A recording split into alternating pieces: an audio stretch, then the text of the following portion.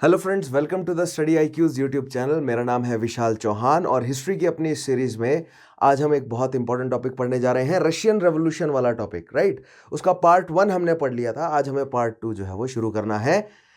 आज के टॉपिक को शुरू करने से पहले मैं स्टूडेंट्स को बताना चाहूँगा कि अगर उन्होंने अभी तक मेरे प्रीवियस सेशंस नहीं देखे हैं सो make sure they watch all those previous sessions. Study IQ के चैनल पर जाएंगे, आपको मेरे नाम से प्लेलिस्ट मिल जाएगी, या अगर आप सिंपली यूट्यूब के सर्च बार पर मेरा नाम लिखते हैं विशाल चौहान तो आपको प्लेलिस्ट वहां से भी मिल जाएगी।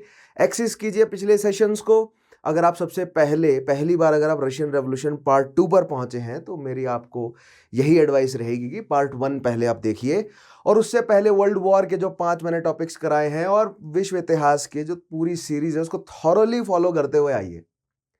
क्योंकि अगर आप रेगुलरली फॉलो कर रहे हैं ना मेरे सेशंस को तो ये बात आप भली भांति समझते होंगे कि किस तरह पिछले सेशंस को देखने से आगे आने वाले सेशंस और करंट सेशन के साथ आप बेहतरीन तरीके से रिलेट कर सकते हैं। क्योंकि हम ज़्यादा से ज़्यादा फैक्ट्स तो इकट्ठा कर ही रहे हैं, लेकिन हमारा मेन कोर एम्फोसिस रहता है कॉन्सेप्ट बिल्डिंग पर। सो make sure you watch all those previous sessions. पिछले सेशंस में मैंने जो भी सवाल पूछे होते हैं उन सवालों के जवाब आप मुझे कमेंट के माध्यम से ज़रूर देंगे। उसके अलावा अपना फीडबैक ज़रूर प्रोवाइड करेंगे, आपको सेशन अच्छे लगे बुरे लगे। सो make sure you provide us with your precious feedback. So let us start with the session. सबसे पहले जैसे कि आप देख पा रहे हैं immediate causes of the revolution हमें समझना है सबसे पहले। राइट, एक बैकग्राउंड प्रिपेयर करते हैं रशियन रेवोल्यूशन का। रशियन रेवोल्यूशन के जो फर्स्ट पार्ट है उसमें मैंने आपको कराया था 1905 से लेकर 1917 के बीच की घटनाएं क्या हुई थी, और उसमें मैंने आपको 1905 की रेवोल्यूशन फिर 1912 से 1914 तक की रेवोल्यूशन बनाई थी। और मैंने आपको बताया था कि किस तरह बोल्शेविक्स एक नया जो है वो प्रेशर ग्रुप के रूप में उभरा। राइट, और वो प्रेशर डाल रहा है किस पर? जो ज़ारिस्ट रिजीम है उस पर प्रेशर डाला जा रहा है कि आप शक्ति से उतर जाएं। राइट, और बेसिकली रशिया में इंडस्ट्रियल रेवोल्यूशन का बूम जो है वो आना बाकी है। अभी इंडस्ट्रियली रेवोल्यूशनाइज नहीं है रशिया का। अगर आप वेस्टर्न पार्ट देखेंगे जो कि ईस्टर्न यूरोप वाला पार्ट है, राइट, वहां पर कुछ ऐसे रीजन हैं जो जब तक रशिया के साथ जुड़े हुए थे, जैसे कि Finland, Estonia, Latvia, Lithuania, Ukraine, Belarus, Poland वाला जो रीजन है ये इंडस्ट्रियली रेवोल्यूशनाइज हो गया था। यहाँ पर कोल माइंस और अन्य रिसोर्सेज, एग्रीकल्चरल लैंड, ये सारी चीज़ें जो है वो रशिया की इस एरिया में अवेलेबल हैं। राइट, लेकिन ब्रेस्ट-लिटोव्स्की की ट्रीटी मैंने आपको बताई मार्च 1917 में हुई, ठीक है, जिसमें मार्च 1918 छोड़ना पड़ा काफ़ी सारा रीजन रशिया को। Right, let us start. आज का टॉपिक शुरू करते हैं जिसमें जो बैकग्राउंड है, मेरी विश यही है, होप यही है कि आपको जो है वो बैकग्राउंड प्रिपेयर्ड होगा। क्योंकि अगर आप थॉरली वर्ल्ड वॉर फॉलो करते हुए आए हैं तो आप बेहतरीन तरीके से समझ सकते हैं कि रशियन रेवोल्यूशन में मैं जो पढ़ाऊंगा आपको उसको आप कनेक्ट कर सकेंगे ठीक तरीके से। ठीक है, पहला पॉइंट देखिए, the participation in world war 1 accelerated the overthrow of jar because the war led to high expenditure and worsened the economic conditions of the masses। ठीक है, तो ये चीज हमने पहले भी एस्टेब्लिश करी है कि किस तरह वर्ल्ड वॉर 1 में जार ने, निकोलस सेकंड ने सबसे पहले जो है वो अपने सैनिकों को मोबिलाइज करके रशिया को एंटर कर दिया वर्ल्ड वॉर 1 में। भले ही निकोलस सेकंड ने विल्हेम सेकंड को कहा होगा कि ये केवल एक जो है वो प्रिकॉशन के लिए लिया है हमने ये स्टेप, हमारा युद्ध में उतरने से कोई मतलब नहीं है, बट जैसे ही सेना मोबिलाइज हो गई युद्ध में एंटर कर दिया किसी ने, रशिया ने। Right, according to Germany. Tsar ने युद्ध में पार्टिसिपेट किया, एक ऐसे युद्ध में जिसमें रशिया का कोई काम नहीं था, रशिया को कोई जरूरत नहीं थी। विलियम सेकंड ने क्लियरली कहा था कि तुम साइड रहो, तुम्हें आने की कोई जरूरत नहीं है, तुम्हें इंडस्ट्रियल हेल्प चाहिए, तुम्हें इंडस्ट्रियल हेल्प हम दे देंगे। ठीक है, अगर तुम हमारे खिलाफ युद्ध में उतरोगे तो बहुत पीटे जाओगे। ठीक है, तो ये बात विल्हेम सेकंड ने, कैसर विल्हेम सेकंड ने निकोलस सेकंड को कही। ठीक है, लेकिन निकोलस सेकंड ब्रिटेन और फ्रांस के कॉन्फिडेंस में आकर, वहां साथ में ब्रिटेन ने जो और फ्रांस ने कह रखा था कि तुम युद्ध में उतरो, हम तुम्हारे साथ हैं, हम तुम्हें रीइंफोर्समेंट, सैन्य बल, इंडस्ट्रियलाइजेशन सब प्रोवाइड करेंगे। और ब्रिटेन की इंडस्ट्रियल हेल्प पर ज्यादा भरोसा कर लिया जार ने, और he entered Russia in the war. और युद्ध में रशिया उतरा अनप्रिपेयर्ड, मिलिटरली भी और इंडस्ट्रियली भी, मतलब उतना जो है वो रिसोर्सेस जर्मनी के मुकाबले के रशिया के पास नहीं थे, भले ही सेना संख्या ज़्यादा हो, लेकिन जर्मनी के पास डिसिप्लिन्ड वेल इक्विप्ड सेना थी। इस वजह से मास पॉपुलेशन जो है वो सफ़र करी किसकी? रशिया की। नॉट जस्ट सेना, लेकिन उस इतनी बड़ी सेना को मोबिलाइज करना, उस इतनी बड़ी सेना को फीड करने के लिए भी प्रॉपर सप्लाई व्यवस्था नहीं थी रशिया के पास। इस वजह से बैक टू बैक जो है वो भुखमरी, फेमिन्स आते गए, ठीक है, महंगाई जो है वो चरम पर पहुंच गई। और जर्मनी पर ऐसा असर नहीं पड़ा इतना कुछ खास, क्योंकि Germany was prepared for war ना। जर्मनी ऐसी वॉर के लिए, in fact Germany was prepared for both one front and two front war, right. केवल वन फ्रंट, मैंने आपको बताया ना कि मिलिटरिज्म के तहत जो मिलिट्री जनरल्स हैं वो पहले से ही विश्व युद्ध के छिड़ने से 10 साल पहले से ही वो डिटेल्ड, हाईली डिटेल्ड प्लान्स बना चुके थे। और जर्मनी जैसा राष्ट्र तो पूरा एकदम वो 2-3 साल तक के अगर लंबा वॉर चलता है तो उसकी तैयारी करके बैठे हुए थे वो, ठीक है। So the participation in World War I accelerated the overthrow of Tsar because the war led to high expenditure and worsened the economic conditions of the masses. अब ये पहले सेंटेंस में देखिए, मैंने आपको पिछले टॉपिक में बताया था कि जो मैं सेंटेंसेस आपको दिखा रहा हूं, उन सेंटेंसेस में एक सेंटेंस में कई सारे मतलब छुपे हैं। अब यहां पर देखिए, participation in world war I accelerated the overthrow. World war I में रशिया ने पार्टिसिपेट किया, इस वजह से जार का ओवरथ्रो, जार का यानी जो जारिस्ट रिजीम है, जो ऑटोक्रेसी है, उसका ओवरथ्रो एक्सेलरेट हो गया।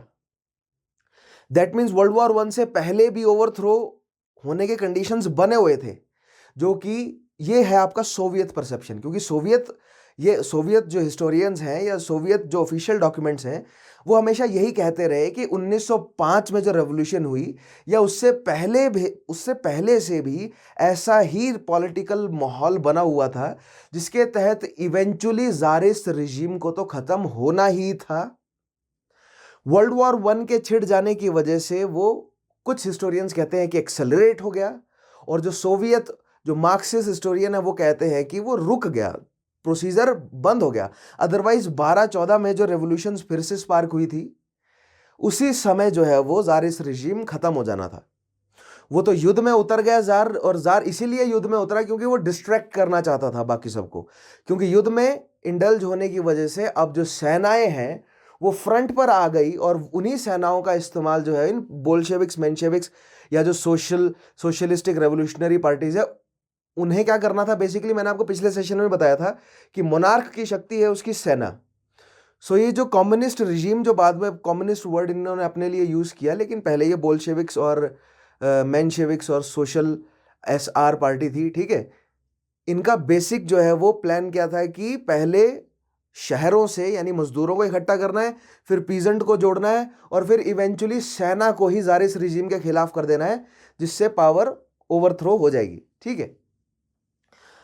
प्रॉब्लम यह है कि जो सोवियत है ना, सोवियत का मतलब होता है यूनियंस, आप यूनियन तो नहीं, वैसे आप कह सकते हैं कि कमिटीज एक तरह से, ठीक है। सोवियत जो है वो कमिटीज होती हैं, या आप सोवियत के लिए मान सकते हैं कि छोटे छोटे पॉलिटिकल ग्रुप्स। तो पूरा का पूरा रशिया जो है वो इन छोटे छोटे पॉलिटिकल ग्रुप्स में बटा हुआ था, ठीक है, या इवेंचुअली बट रहा था। मतलब कहने का मतलब ये कि मान लीजिए कोई दूर दराज का जो पॉलिटिकली एक्टिव रशिया का एरिया है, उससे बहुत दूर का कोई ग्रामीण क्षेत्र है, वहां पर धीरे धीरे पॉलिटिकल एनलाइटमेंट फैला, और वहां के लोगों ने, वहां के जो पॉलिटिकली एनलाइटेंड जो भी मतलब एक्टिव लोग हैं, उन्होंने आपस में जुड़कर एक सोवियत बना ली, ठीक है। सो इस तरह की सैकड़ों सोवियत जो है वो रशिया में फैली हुई थी। तो जो बड़ी 3 पार्टियां थी, वैसे तीनों एक ही बड़ी पार्टी से निकले थे ये, ठीक है, बोल्शेविक्स, मेंशेविक्स और SR, ठीक है, सोशल रेवोल्यूशनरी पार्टी। ये सब चाहते थे कि हम इन सभी सोवियट्स को कंट्रोल करें, राइट। मेंशेविक्स चाहते थे कि हम कंट्रोल करें, बोल्शेविक्स चाहते थे हम कंट्रोल करें, और SR चाहते थे हम कंट्रोल करें जब ओवरथ्रो हो जारिस्ट रिजीम का। क्योंकि कार्ल मार्क्स ने दो वो बताए थे, 2 फेजेस में जो है वो ओवरथ्रो होगा, और जो डिक्टेटरशिप ऑफ प्रोलेटरेट है वो एस्टेब्लिश होगी, ठीक है। खैर उसको आगे आज धीरे धीरे हम एस्टेब्लिश करते हैं क्या है वो डिक्टेटरशिप ऑफ प्रोलेटरेट, ठीक है। लेकिन यहां पर पहले स्टेटमेंट में हमें समझ आता है कि world war I accelerated the overthrow of tsar because the war led to high expenditure and worsened the economic conditions of the masses. ठीक है, एग्जाम्पल देखिएगा. For example during the war years there was a rapid increase in food inflation and bread riots broke out in Saint Petersburg, then called Petrograd. ठीक है, Petrograd कहा जाता था Petersburg को, जिसको बाद में फिर जो है वो स्टालिन ने स्टालिनग्राड भी नाम रखा उसको कुछ समय तक. ठीक है, लेकिन पीट्रोग्राड या सेंट पीटर्सबर्ग जो प्रेजेंटली कहा जाता है, उस सेंट पीटर्सबर्ग में वो इम्पॉर्टेंट क्या था, सेंट पीटर्सबर्ग वाला रीजन और उसके आसपास के जो रीजन है एस्टोनिया, लिथुआनिया, पोलैंड वाले, ये इम्पॉर्टेंट जो है वो इंडस्ट्रियल पॉइंट्स थे. तो यहाँ पर सबसे ज़्यादा लेबर जो है वो काम करता था. सो जहाँ पर सबसे ज़्यादा लेबर काम करता है वहीं पर ही ये कम्युनिस्ट आइडियोलॉजी वाली शक्तियाँ जो है वो ज़्यादा जो है पावरफुल होंगी. यानी कि यहाँ पर ऐसी सोवियत होंगी जिसमें, सोवियत तो देखो ऐसे रीजन में भी है जहाँ पर ज़ारिस रिजीम है, या ज़ारिस रिजीम का जैसे मॉस्को वाला रीजन है, वहाँ पर ज़ारिस रिजीम की ज़्यादा पकड़ है. ठीक है, लेकिन सेंट पीटर्सबर्ग में ज़ारिस रिजीम भी है. ठीक है, और उसके अलावा वहाँ पर जो पेट्रोग्राड सोवियत है जो कि भरा हुआ है इन वर्कर्स, इन लेबर्स से, ऐसे लीडर्स से जो कम्युनिज्म को फेवर करते हैं. बेसिकली कम्युनिज्म कहता है कि ये सारे रिसोर्सेज जो हैं वो लोगों में बट जाने चाहिए. किसी एक नेशन के सभी रिसोर्सेज जो हैं वो सभी लोगों को बराबर बट जाने चाहिए, सभी लोगों को बराबर मौका मिलना चाहिए, कोई भी स्पेशल नहीं होगा. फिर वैसे कम्युनिज्म क्या है डिटेल में आगे हम समझेंगे, एक अलग सेशन लूंगा. सोशलिज्म, ये जो पॉलिटिकल फिलॉसफीज है, सोशलिज्म क्या है, कम्युनिज्म क्या है, कैपिटलिज्म क्या है. ठीक है, उसके अलावा कॉलोनियलिज्म, इंपीरियलिज्म तो मैं आपको समझा ही चुका हूं. ठीक है, खैर. सो बेसिकली हुआ क्या कि जो स्टालिनग्राड है या उसको पेट्रोग्राड या सेंट पीटर्सबर्ग कहा जाता है, वहां पर ब्रेड राइट्स होने लगे. ब्रेड राइट्स का मतलब यह है कि रोटी के लिए, अनाज के लिए जो है वो दंगे बढ़ने लगे. क्यों बढ़ने लगे? क्योंकि युद्ध में जितना भी प्रोड्यूस तैयार हो रहा था वो सेना को दे दिया जा रहा था, क्योंकि सेना का पेट भरना बहुत आवश्यक था अगर रशिया को जीतना था ये युद्ध एलाइज की तरफ से. ठीक है, सो और उसके अलावा मैंने आपको बताया बाल्टिक सी में जर्मनी ने रोक दिया और ब्लैक सी से जो है वो तुर्की यानी ऑटोमन ने रोक दी सप्लाईज. तो सप्लाईज जो है वो कट गई थी रशिया के लिए, तो रशिया को रीइंफोर्समेंट्स और समय पर अनाज जो है वो नहीं मिल रहा था, किससे? एलाइज की तरफ से. ठीक है, नाउ नेक्स्ट देखिएगा. The failures in world War one and the inefficient leadership of the jar in running the war. Example, slow transport of arms and fighting units led to a mutiny among the troops as well as the police. Thus, in contrast to 1905 revolution, in 1917, the army and the police were not loyal to the Tsar. The February revolution was a spontaneous outburst. Nicholas II sent troops who soon refused to fire and the whole Petrograd garrison mutinied. Soon the mobs seized the public buildings. सो देखिए, Russian revolution को, अभी तक आप ये सोच रहे होंगे Russian revolution को हमने ठीक से डिफाइन नहीं किया. सो रशियन रेवोल्यूशन वैसे कई लोग बोलते हैं कि 4 फेजेस में हुए, कुछ इतिहासकारों ने कहा 3 फेजेस में हुए, लेकिन जो ब्रॉडली एक्सेप्टेड है वो हम मानेंगे 2 फेजेस में रशियन रेवोल्यूशन हुआ. एक हुआ फरवरी 1917 और दूसरा फेज हुआ अक्टूबर 1917. अब यहां पर एक और बड़ी कंफ्यूजन है, क्योंकि गाइड बुक्स के सहारे जो बच्चे पढ़ते हैं ना, वो तुरंत ये बोलेंगे कि फरवरी डेट गलत बता रहे हैं सर, मार्च में हुआ है ना. और दूसरी साइड बोलेंगे कि सर आप अक्टूबर डेट गलत बता रहे हो, नवंबर में हुआ है. तो मैं ऐसे गाइड बुक के सहारे पढ़ने वाले बच्चों को बताना चाहूंगा कि ये जो डेट्स का डिफरेंस आ रहा है ये एक्चुअली कैलेंडर का डिफरेंस है, क्योंकि रशिया 1918 तक ओल्ड जूलियन कैलेंडर फॉलो करता रहा और ओल्ड जूलियन कैलेंडर जो है वो 13 दिन आगे चलता है. दैट मीन्स जब फरवरी 1917 था रशिया में, तो यूरोप में उस समय क्या चल रहा था? आगे नहीं, पीछे चलता है, राइट. जब फरवरी 1917 था यूरोप में, रशिया में, तो मार्च 1917 हो गया था यूरोप में, क्योंकि यूरोप जो है वो ग्रेगोरियन कैलेंडर फॉलो करते हैं.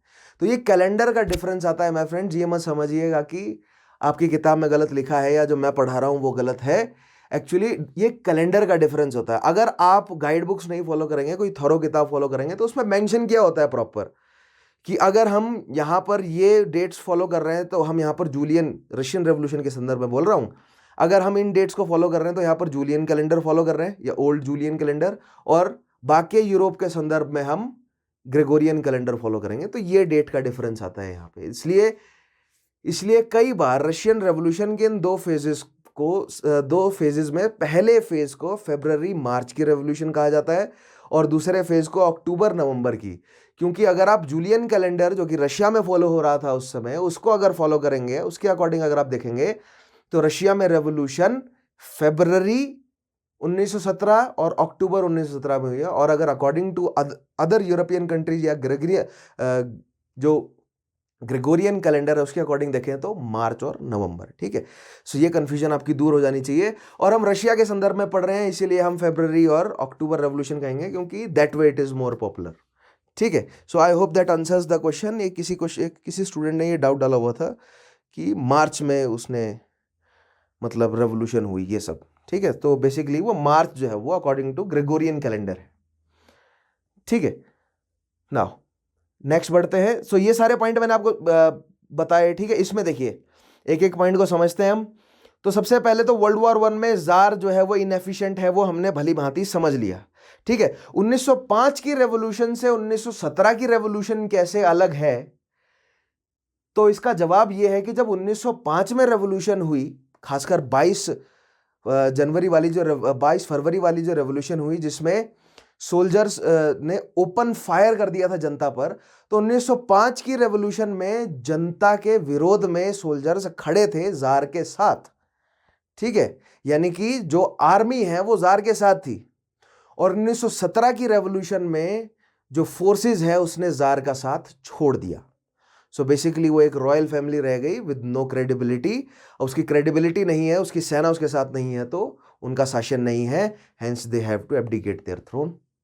ठीक है, the February revolution was a spontaneous outburst. अब ये जो स्टेटमेंट है देखिएगा, the February revolution was a spontaneous outburst. ऐसा क्यों कहा जाता है कि फेब्रुअरी रेवोल्यूशन स्पॉन्टेनियस आउटबर्स्ट था, प्लैंड नहीं था। देखिए अगर कोई चीज स्पॉन्टेनियस नहीं होगी तो क्या होगी, प्लैंड होगी। ठीक है, केयरफुली प्लान किया होगा। तो क्या फेब्रुअरी आउटबर्स्ट को केयरफुली प्लान किया था? तो देखिए यहां पर ना बहुत सारे छोटे छोटे पॉइंट निकल कर आते हैं। अच्छा, जनवरी 22 था वो, फेब्रुअरी नहीं था, जो मैंने अभी थोड़ी देर पहले बोला, इट वाज जनवरी 22। हाँ, मैंने पहले से ही बोला था, फिर मैं खुद ही कंफ्यूज हो गया। सो जनवरी 22 को गोली चलाई गई थी, राइट। खैर, सो जो फेब्रुअरी रेवोल्यूशन है, या इनफैक्ट पूरी की पूरी रशियन रेवोल्यूशन को कई इतिहासकार कहते हैं कि इट वाज स्पॉन्टेनियस। स्पॉन्टेनियस कहने का मतलब क्या कि ओवर द पीरियड लोग जो हैं वो जार के रेजिम से इतने दुखी हो चुके थे, युद्ध की वजह से तो समस्याएं थी उनसे, सभी लोग इतने परेशान थे कि उनका गुस्सा एकदम से फूट पड़ा और वो सड़कों पर आ गए। ठीक है, पहली चीज ये तो। और दूसरा point of view, Soviet historian क्या कहते हैं कि नहीं, जो बोल्शेविक्स हैं उन्होंने बहुत केयरफुली ये रेवोल्यूशन प्लान किया था। ठीक है, और जो तीसरा जो मॉडर्न हिस्टोरियंस है वो ये कहते हैं कि ना ही सोवियत वाला ठीक है और ना ही ट्रेडिशनल वाला ठीक है, दोनों पॉइंट ऑफ व्यू गलत है। एक्चुअली में हुआ ये था कि लोगों में गुस्सा था, उस गुस्से को बोल्शेविक्स ने और खास तौर पर लेनिन ने चैनलाइज कर दिया अपनी सत्ता स्थापित करने के लिए। ठीक है, क्योंकि जिस समय लोगों में रोष तो था ही, लेकिन उनको लीडर्स जो है वो कई सोवियत के रूप में मिल रहे थे, उनको लीडर्स जो हैं वो प्रो ज़ारिस्ट भी थे उस समय, उसके अलावा बोल्शेविक्स, मेल्शेविक्स, सोशलिस्ट रेवोल्यूशनरिस्ट भी थे, यानी कि बहुत सारे पॉलिटिकल ग्रुप्स एक्टिव थे, जिसमें से लेनिन जो है वो सबसे स्ट्रॉन्गेस्ट उभर कर आया, और उसने सबसे पहले आर्मी को जो है वो अपने कंट्रोल में किया, और एज वेल एज उनके पास अपनी खुद की भी आर्मी थी रेड गार्ड्स के नाम से। ठीक है, उन्होंने खुद भी रिक्रूट किया हुआ था अपनी आर्मी पर। ठीक है, तो आगे आज ही इसी सेशन में आज हम इन सारे पॉइंट्स को धीरे धीरे डिस्कस करेंगे, लेकिन यहां पर यह सवाल बनता है और यह बहुत इंपॉर्टेंट है कि क्या फेब्रुअरी रेवोल्यूशन एक स्पॉन्टेनियस आउटबर्स्ट था या केयरफुली प्लान्ड था? तो यहां पर आपके पास अलग अलग इतिहासकारों द्वारा दिए हुए जो परसेप्शंस हैं वो विद एग्जाम्पल विद इतिहासकार का नाम, उनकी किताब का नाम, वो साइटेशन के साथ तैयार होने चाहिए। तब आप आंसर लिखने बैठेंगे और तब आपको ज्यादा से ज्यादा नंबर मिलेंगे ऐसे क्वेश्चन में। ठीक है, नाउ नेक्स्ट देखिएगा, Nicholas second sent troops who soon refuse to fire and the whole Petrograd garrison mutinied. ठीक है, निकोलस सेकंड ने, अब 1917 फरवरी में निकोलस सेकंड ने जब अपने सैनिकों को भेजा कि जाओ और लोगों पर फायर करो और ये म्यूटनी को सप्रेस करो, तो उन सैनिकों ने फायर करने से मना कर दिया, क्योंकि अभी तक एनलाइटमेंट सैनिकों तक भी पहुंच गया था। उन्हें पता चल गया था कि ये जो मोनार्की है ये इतनी कमजोर हो गई है, ये अब नहीं चला सकती। ठीक है, soon the mobs seize the public buildings. Next देखिएगा, The fourth Duma advised the Tsar to set up a constitutional monarchy, but he refused and sent even more troops who failed to dispel the mobs. ठीक है, अब डूमा क्या बोल रही थी? डूमा ये बोल रही थी कि कंस्टिट्यूशनल मोनार्की बना दो और मोनार्की को प्रिजर्व कर लो। और निकोलस जो है वो बहुत खिलाफ थे कॉन्स्टिट्यूशनल मोनार्की के। इनफैक्ट निकोलस का ये मानना था कि आज कॉन्स्टिट्यूशनल मोनार्की और कल को डेमोक्रेटिक रिपब्लिक, और जो हमारी रॉयल फैमिली, जो रोमनोव्स का शासन है जो कि लगभग 300 सालों से चल रहा है, ये तुरंत अचानक से खत्म हो जाएगा। ठीक है, तो ये जो रोमनोव्स की लेगेसी है, मैं ये छोड़कर नहीं जाना चाहता कि हमने जो है वो डेमोक्रेटिक रिपब्लिक एस्टेब्लिश करवा दिया। तो जैसे मैंने आपको बताया ना कि जो रॉयल फैमिली होती है वो अपने इंटरेस्ट के लिए बाकी पूरा का पूरा सिस्टम डिजाइन करती है ताकि वो प्रोटेक्टेड रहे। ठीक है, और चर्च इस काम को करने में उनकी मदद करता है ताकि चर्च भी प्रोटेक्टेड रहे।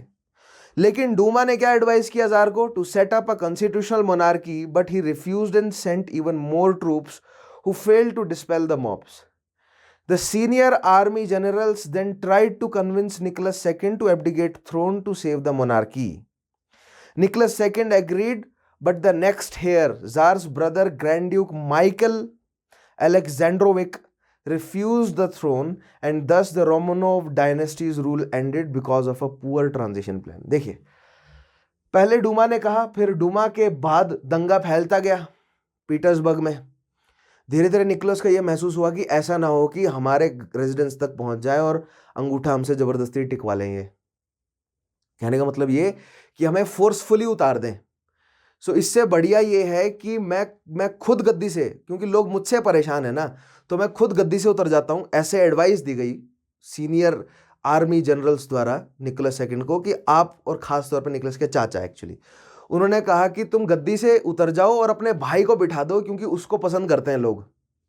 ठीक है, सो जो अगला ग्रैंड ड्यूक है, ठीक है, उसको जब कहा गया कि तुम गद्दी पर बैठोगे, तो उसने मना कर दिया साफ साफ कि मैं गद्दी पर नहीं बैठूंगा। निकोलस सेकंड ने सोचा कि अपने लड़के को बिठाऊं, लेकिन लड़का उसका हीमोफिलिक है, बीमार है। ठीक है, तो वो उसको भी गद्दी पर नहीं बिठा सकता था। तो और प्रेशर बढ़ता जा रहा था निकोलस के ऊपर। फाइनली उसने क्या किया? उसने जो है वो तुरंत साइन कर दिया कि नहीं, मैं खत्म ही कर रहा हूं मोनार्की, और इस तरह रोमनोव्स का शासन जो है वो खत्म हो गया और प्रोटेक्शन में चले गए कौन? रोमनोव्स या जार की रॉयल फैमिली। ठीक है, अब जार के साथ देने वाले लोग, ठीक है, the February revolution was a spontaneous outburst and the privileged class, Duma members, industrialist, aristocracy and senior army generals turned against Tsar only to save its own skin. देखिए, अब ये सारे जितने भी शहर थे, वहाँ उस शहरों में रहने वाले जितने भी इंडस्ट्रियलिस्ट थे, जितने भी मर्चेंट्स थे, कैपिटलिस्ट थे, वो सब जार का साथ दे रहे थे जब तक उनका फायदा हो रहा था। जैसे ही जार शक्ति में उतरा, वो तुरंत जो है वो या तो जो प्रोविजनल गवर्नमेंट बनी उसका साथ देने लगे, या तो पेट्रोग्राड सोवियत था उसका साथ देने लगे। अब ये क्या है प्रोविजनल गवर्नमेंट और पेट्रोग्राड सोवियत, आगे अभी इसी सेशन में आपको मैं समझाऊंगा। ठीक है, लेकिन यहां पर कॉन्सेप्ट ये है कि जार के बाद जो जार के साथी हैं, उन्होंने जार के ही खिलाफ खड़े हो गए वो, ठीक है, ताकि खुद को वो प्रोटेक्ट कर सके। The Romanov dynasty, also known as House of Romanov, was the second imperial dynasty after the Rurik dynasty rule Russia. ठीक है, टू रूल रशिया। अब देखिए, रूरिक डायनेस्टी 862 में नोवोग्रोथ में एस्टेब्लिश हुई थी। ठीक है, और फिर वहां से धीरे धीरे मतलब Russian empire over the period जो है वो डेवलप हुआ है। इतनी डीप में नहीं जाना हमें, लेकिन रशिया में दो मुख्य फैमिलीज रही थी पहले, यानी कि 9th सेंचुरी से लेकर 17th सेंचुरी तक रूरिक और फिर 17th सेंचुरी से अर्ली 20th सेंचुरी तक रोमनोव, और फिर उसके बाद जो है वो सोवियत यूनियन एस्टेब्लिश हुआ। ठीक है, सो रोमनोव को हटाकर जो है वो सोवियत यूनियन कैसे एस्टेब्लिश हुआ है, आज हमें यही समझना है। जिसमें जो रेवोल्यूशन हुई, रेवोल्यूशन का मतलब क्या है कि बदलाव आया, बड़ा बदलाव आया, क्या पॉलिटिकल चेंज आया, जार को शक्ति से उतारा गया। अब जार को जैसे ही शक्ति से उतारा गया तो उनकी जगह किसको एस्टेब्लिश किया गया, आइए हम आगे देखते हैं। The Romanov family reigned from 1613 until the abdication of Tsar Nicholas II on March 15, 1917 as a result of Russian revolution. ठीक है, तो रोमनोव फैमिली 1613 से लेकर 1917 तक इन्होंने शासन किया। आगे बढ़ते हैं। In March 1917, the women textile workers in Petrograd led a citywide strike. Soon afterward, riots flared up over shortages of bread and fuel. Nearly 200,000 workers swarmed the streets. At first, the soldiers obeyed orders to shoot the rioters, but later sided with them. The soldiers fired at their commanding officer and joined the rebellion. Large crowd gathered shouting, "Down with the aristocracy! Down with the war!" Local protest exploded into general uprising, the March Revolution. तो ये मार्च revolution की पूरा जो है वो सारे steps, मतलब इस तरह पॉइंट में आप एक्सप्लेन कर सकते हैं। ठीक है, और भी बहुत सारे एग्जांपल्स आप इसमें डाल सकते हैं, लेकिन वुमेन टेक्सटाइल वर्कर का मैंने इसलिए डाला है ताकि यहां पर ये एंगल भी आ जाता है सवाल में कि रशियन रेवोल्यूशन में वुमेन्स का क्या रोल था।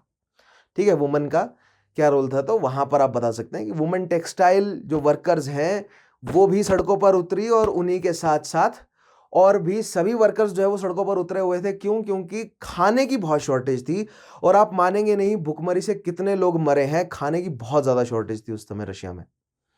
ठीक है, और आगे आने वाले कुछ साल जो भी आज मैं एक्सप्लेन करूंगा उसमें तो बहुत ज्यादा ही शॉर्टेज रही खाने की, और वही हम डिस्कस करेंगे क्या वो प्लान्ड था या वो कंसीक्वेंट था। ठीक है, लेकिन लोग सड़कों पर आए और उन्होंने नारे लगाए, down with the autocracy, down with the war. It forced Tsar Nicholas II to abdicate this throne. The Tsarist rule of the Romanovs, which spanned over 3 centuries, had finally collapsed. The Tsar was forced to give up his throne and a new government took over. A year later, revolutionaries executed Nicholas and his family. Tsar March में शक्ति से उतर गए और उनकी जगह जो है वो एक प्रोविजनल गवर्नमेंट आई, और 1 साल बाद अगले साल जुलाई में निकोलस सेकंड और उसकी पूरी फैमिली, यानी निकोलस सेकंड, जारीना अलेक्जेंड्रा, 4 उनकी लड़कियां और 1 उनका लड़का अलेक्सी, और उसके अलावा 4 उनके रिटेनर्स और भी उनके जितने भी गार्ड्स वगैरह थे, उन सबको एग्जीक्यूट कर दिया गया। सो एक बार फिर से यूरोप में रॉयल फैमिली को एग्जीक्यूट किया गया था। पहला एग्जाम्पल हमने देखा था कहां पर, फ्रेंच रेवोल्यूशन में, और दूसरा एग्जाम्पल हमें देखने को मिला कहां पर, रशिया में, जहां पर रॉयल फैमिली को एग्जीक्यूट किया गया। और ये एग्जीक्यूशन का केवल अंदाजा रहा अप टिल 1992। वैसे 1979 में पहली बार ऐसी मतलब वो कब्र मिली थी जिसमें से ये अंदाजा लगा था कि रोमनोव्स के अवशेष है यहाँ पर, क्योंकि उनको मारकर उनके शरीर के टुकड़े करके कई सारी जो है वो कब्रों में दफना दिया गया था उन्हें। सो यानी कि 21st सेंचुरी में जाकर जो है वो पूरी तरह से पुख्ती हो सकी कि रोमनोव्स को एक्चुअली मार दिया गया था, क्योंकि निकोलस सेकंड के एग्जीक्यूशन की खबर तो पब्लिक करी गई थी सबसे पहले बोल्शेविक्स द्वारा, और बाकी बोल दिया गया था कि उसकी फैमिली को कहीं प्रोटेक्शन में रख दिया, लेकिन धीरे धीरे ये बात खुल गई कि नहीं, पूरी फैमिली को एग्जीक्यूट कर दिया गया था। ठीक है, तो ये काफी बड़ी घटना थी। ठीक है, a year later revolutionaries executed Nicholas second and his family, तो ये बहुत इंपॉर्टेंट पॉइंट है। ठीक है, नेक्स्ट देखिएगा, the government was run by 2 political parties. अब जो इंपॉर्टेंट चीज है वो उस पर आते हैं। ठीक है, सो फेब्रुअरी रेवोल्यूशन बेसिकली क्या था, फेब्रुअरी रेवोल्यूशन 1917 क्या था कि जो युद्ध में उलझा हुआ है रशिया 4 साल, उन 4 सालों का जो गुस्सा है रशिया की जनता में, उस गुस्से को चैनलाइज किया पॉलिटिकल प्रेशर ग्रुप्स ने, जैसे बोल्शेविक्स हैं, एसआरपी है, मेंशेविक्स हैं, या और भी जितने भी सोवियत्स हैं। उन्होंने कई जगहों पर लीडरलेस राइट्स हुई, कई जगहों पर गाइडेड राइट्स हुई, लेकिन दंगे हुए जितने भी इंपॉर्टेंट रशियन शहर है, और फाइनली उन दंगों के आगे निकोलस सेकंड को झुकना पड़ा और उनको क्राउन जो है वो छोड़ना पड़ा। जैसे ही उन्होंने क्राउन छोड़ा तो जो निकोलस सेकंड की इमीडिएट काउंसिल थी वही प्रोविजनल गवर्नमेंट के रूप में एस्टेब्लिश हो गई। लेकिन उस प्रोविजनल गवर्नमेंट के साथ जो इमीडिएट निकोलस सेकंड की काउंसिल थी ना, उसके जो मंत्री थे, जो मिलिट्री जनरल्स थे, वही सब जो है वो प्रोविजनल गवर्नमेंट बना ली उन्होंने। लेकिन उनके साथ पेट्रोग्रेड सोवियत भी शासन करने लगा, और खास तौर पे पीटर्सबर्ग वाले रीजन पर। ठीक है, so the government was run by two political parties, the Petrograd Soviet representing the workers and soldiers, and the provisional government, the traditional government without the czar। ठीक है, तो ये दो शक्तियां थी। अब जो पेट्रोग्रेड सोवियत है ना, ये पहले भी था। ठीक है, मैंने आपको बोला ना पूरे रशिया में छोटी छोटी सोवियत बनी हुई थी, और वो सोवियत जो है वो किन की थी? वर्कर्स की, पीजेंट्स की, लेबर्स की। ठीक है, उनके छोटे छोटे पॉलिटिकल ग्रुप्स थे जिसको वो सोवियत कहते थे। ठीक है, सो काउंसिल कह लीजिए आप, मतलब काउंसिल या कमेटी, इस तरह एक अलग जो है वो वर्ड आप मान सकते हैं। कमेटी तो खैर क्या करती है? आर्बिट्रेशन का काम करती है, मतलब मुख्य तौर पर। लेकिन काउंसिल आप जो है वो अप्रोप्रिएट वर्ड मान सकते हैं सोवियत्स के लिए। So Soviet is a word for council. ठीक है, सो इस तरह की सोवियत जो है वो थ्रू आउट रशिया में फैली हुई थी। तो जो सेंट पीटर्सबर्ग यानी जो पेट्रोग्रेड की सोवियत थी, उसको पेट्रोग्रेड सोवियत ऑब्वियसली कहा जाता था। उसने ट्रेडिशनल, जो जार के अलावा जो उसकी पूरी काउंसिल है, उसी ने प्रोविजनल गवर्नमेंट बनाई, उसके साथ बैठकर जो है वो एज अ प्रोविजनल गवर्नमेंट का सेटअप तैयार किया, और उन्होंने शासन करना शुरू किया। अब उनके शासन से जनता नाखुश क्यों थी, आइए एस्टेब्लिश करते हैं। The Russian revolution took place in 1917 when the peasants, अब देखिए एक लाइन में फिर से डिफाइन करते हैं रशियन रेवोल्यूशन को। The Russian revolution took place in 1917 when the peasants and working class people of Russia revolted against the government of tsar Nicholas second. हम ये समझ गए है ना। They were led by Vladimir Lenin and a group of revolutionaries called the Bolsheviks. The new communist government created the country of Soviet Union। देखिए, अब ये जो नेक्स्ट रशियन रेवोल्यूशन की बात चल रही है ना, जिसको लीड किया व्लादिमीर लेनिन, ये जो आखिरी के 3 पॉइंट है, ये है अब आपकी अक्टूबर रेवोल्यूशन के पीछे। ठीक है, ये अक्टूबर रेवोल्यूशन के पॉइंट्स है। जार निकोलस सेकंड को शक्ति से उतारा गया, प्रोविजनल गवर्नमेंट आ गई। प्रोविजनल गवर्नमेंट क्या है? Petrograd Soviet plus traditional tsarist regime without the tsar. ठीक है, इन दोनों ने मिलके अभी क्या है, रशिया जो है वो फिलहाल अभी भी युद्ध में इंडल्ज्ड है। सो जो रशिया की समस्याएं हैं, क्या वो सुलझी? नहीं सुलझी ना। रशिया में अभी भी युद्ध में उलझा हुआ है। रशिया में अभी भी खाने की कमी है, रशिया में अभी भी बीमारियां फैली हुई हैं। ठीक है, सो यही सब चीजें जो है वो लेनिन स्विट्जरलैंड से बैठा बैठा देख रहा है। मार्च की बात कर रहा हूं मैं, क्योंकि लेनिन अभी एग्जाइल में स्विट्जरलैंड में है। लेनिन जर्मनी को बोलता है कि मुझे रशिया वापस भेजो, मैं इस युद्ध से आपको आजादी दिलवाऊंगा। सो जर्मनी लेनिन की मदद करता है कि एक बहुत कंसील्ड रेलवे, मतलब बहुत छुपा क्योंकि लेनिन के शूट एट साइट के ऑर्डर है रशिया में। ठीक है, तो लेनिन को बहुत छुपा के जो है वो रशिया में लाया जाता है अप्रैल में, और अप्रैल के बाद जो है वो लेनिन पॉलिटिकली वापस एक्टिव हो जाता है रशिया में। और अप्रैल से लेकर जून जुलाई में एक बार फिर से जो है वो जुलाई डेज करके इवेंट होता है पेट्रोग्रेड में, जहां पर फिर से शूटिंग होती है, 400 लोग मारे जाते हैं। ठीक है, जिससे एक बार फिर से जो क्या बोलते हैं, जो प्रिंस बैठे हुए हैं, president of the provisional government, not president but prime minister of the provisional government, उन्हें शक्ति से उतरना पड़ता है।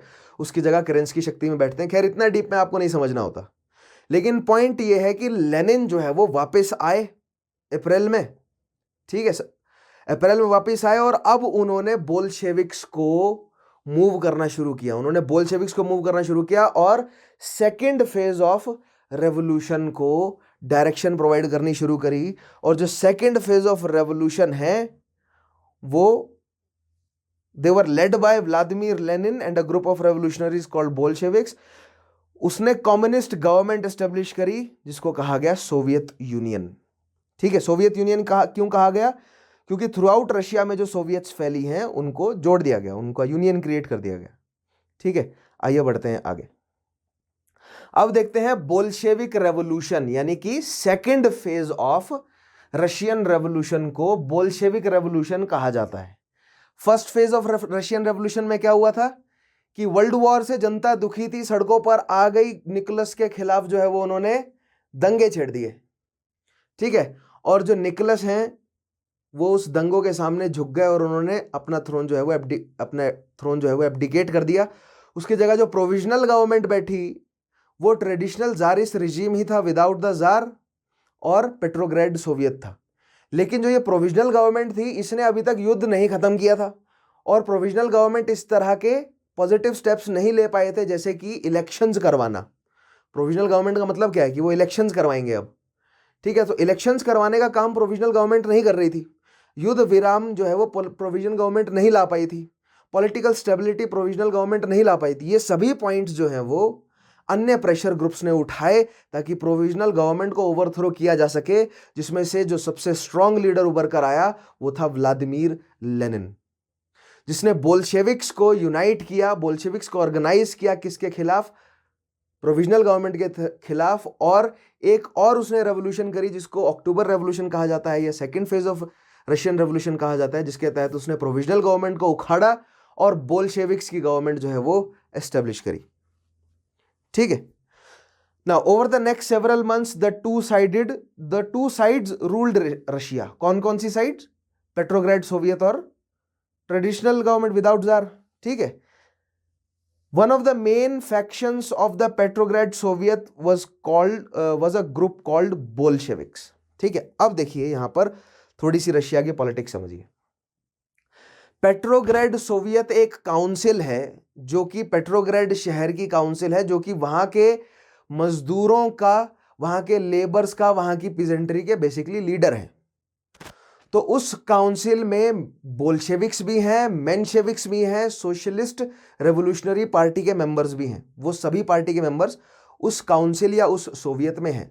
अब इसी तरह की सोवियत रशिया के हर इंपॉर्टेंट पॉलिटिकल शहर में मौजूद हैं, जिनमें से सबसे इंपॉर्टेंट जो सोवियत है वो पेट्रोग्रेड की सोवियत है, ठीक है, जिसमें बोल्शेविक्स का बोलबाला है। और बोल्शेविक्स का लीडर यहां पर कौन है? लेनिन, ठीक है। So one of the main factions of Petrograd Soviet was a group called Bolsheviks. So Bolsheviks मैंने आपको पिछले टॉपिक में बताया था कि बोल्शेविक्स और मेंशेविक्स दोनों जो हैं वो एक ही पार्टी से 1903 में मतलब आपस में अलग हो गए। इनके अपने अलग अलग जो है वो एजेंडास थे, जिसमें मेंशेविक्स जो हैं वो बहुत मतलब कि स्ट्रिक्टली मार्क्सिस्ट आइडियोलॉजी रखते थे, और जो बोल्शेविक्स हैं वो मॉडरेट मार्क्सिस्ट थे, वो स्ट्रिक्ट मार्क्सिस्ट नहीं थे। यानी कि जो मेंशेविक्स हैं वो ये कह रहे थे कि जो कार्ल मार्क्स ने दो फेजेस में जो बताया है, किस चीज को दो फेजेस में बताया है उन्होंने, कि प्रोलेटरेट की डिक्टेटरशिप कैसे एस्टेब्लिश होगी, कि सबसे पहले तो मोनार्की का ओवरथ्रो होगा, ठीक है। किसके द्वारा? सबसे पहले मोनार्की का ओवरथ्रो होगा कैपिटलिस्ट द्वारा, और फिर कैपिटलिस्ट का ओवरथ्रो होगा किसके द्वारा? लेबर द्वारा, प्रोलेटरेट द्वारा। तब जाकर जो है वो एक प्रॉपर कम्युनिस्ट, एक क्लासलेस सोसाइटी जो है वो एस्टेब्लिश हो सकेगी। और कार्ल मार्क्स ने कहा कि ये इनेविटेबल है, ये होना ही है। तो जो मेंशेविक्स हैं वो ये कह रहे थे कि फर्स्ट फेज ऑफ रेवोल्यूशन तो आ गया जब हमने निकोलस सेकंड को हटा दिया शक्ति से, ठीक है। अब सेकंड फेज ऑफ रेवोल्यूशन तब आएगा जब पूरा का पूरा रशिया इंडस्ट्रियलाइज्ड होगा, क्योंकि जो सेकंड फेज ऑफ जो रेवोल्यूशन है वो इंडस्ट्रियल रेवोल्यूशन के बाद आएगा। क्यों? क्योंकि सेकंड फेज ऑफ रेवोल्यूशन में जो प्रोलेटरेट है, यानी जो वर्कर्स हैं, वो कैपिटलिस्ट को उतारेंगे। तो वर्कर्स की संख्या जो है वो वर्कर्स मेजॉरिटी में होने चाहिए, लेकिन इस समय 1917 मार्च अप्रैल में वर्कर्स माइनॉरिटी में है, क्योंकि रशिया जो है वो मुख्यतः अग्रेरियन है। रशिया जो है वो अभी तक इंडस्ट्रियलाइज नहीं हो सका है। दैट मीन्स अकॉर्डिंग टू मेंशेविक्स अभी सेकेंड फेज ऑफ रेवोल्यूशन कुछ समय बाद आएगा, ठीक है, जब पूरा का पूरा रशिया जो है वो इंडस्ट्रियलाइज हो जाएगा। फिर उसके बाद यानी कि उस पूरे पीरियड में कैपिटलिस्ट रशिया पर शासन करेंगे। उसके बाद उन कैपिटलिस्ट का ओवरथ्रो होगा और क्लासलेस सोसाइटी एस्टेब्लिश होगी, ठीक है। ऐसा ये पूरा प्लान है। ये कार्ल मार्क्स का मानना था, ये डच कैपिटल और कम्युनिस्ट मैनिफेस्टो में कार्ल मार्क्स ने लिखा है, और यही स्ट्रिक्टली फॉलो करते थे मेंशेविक्स।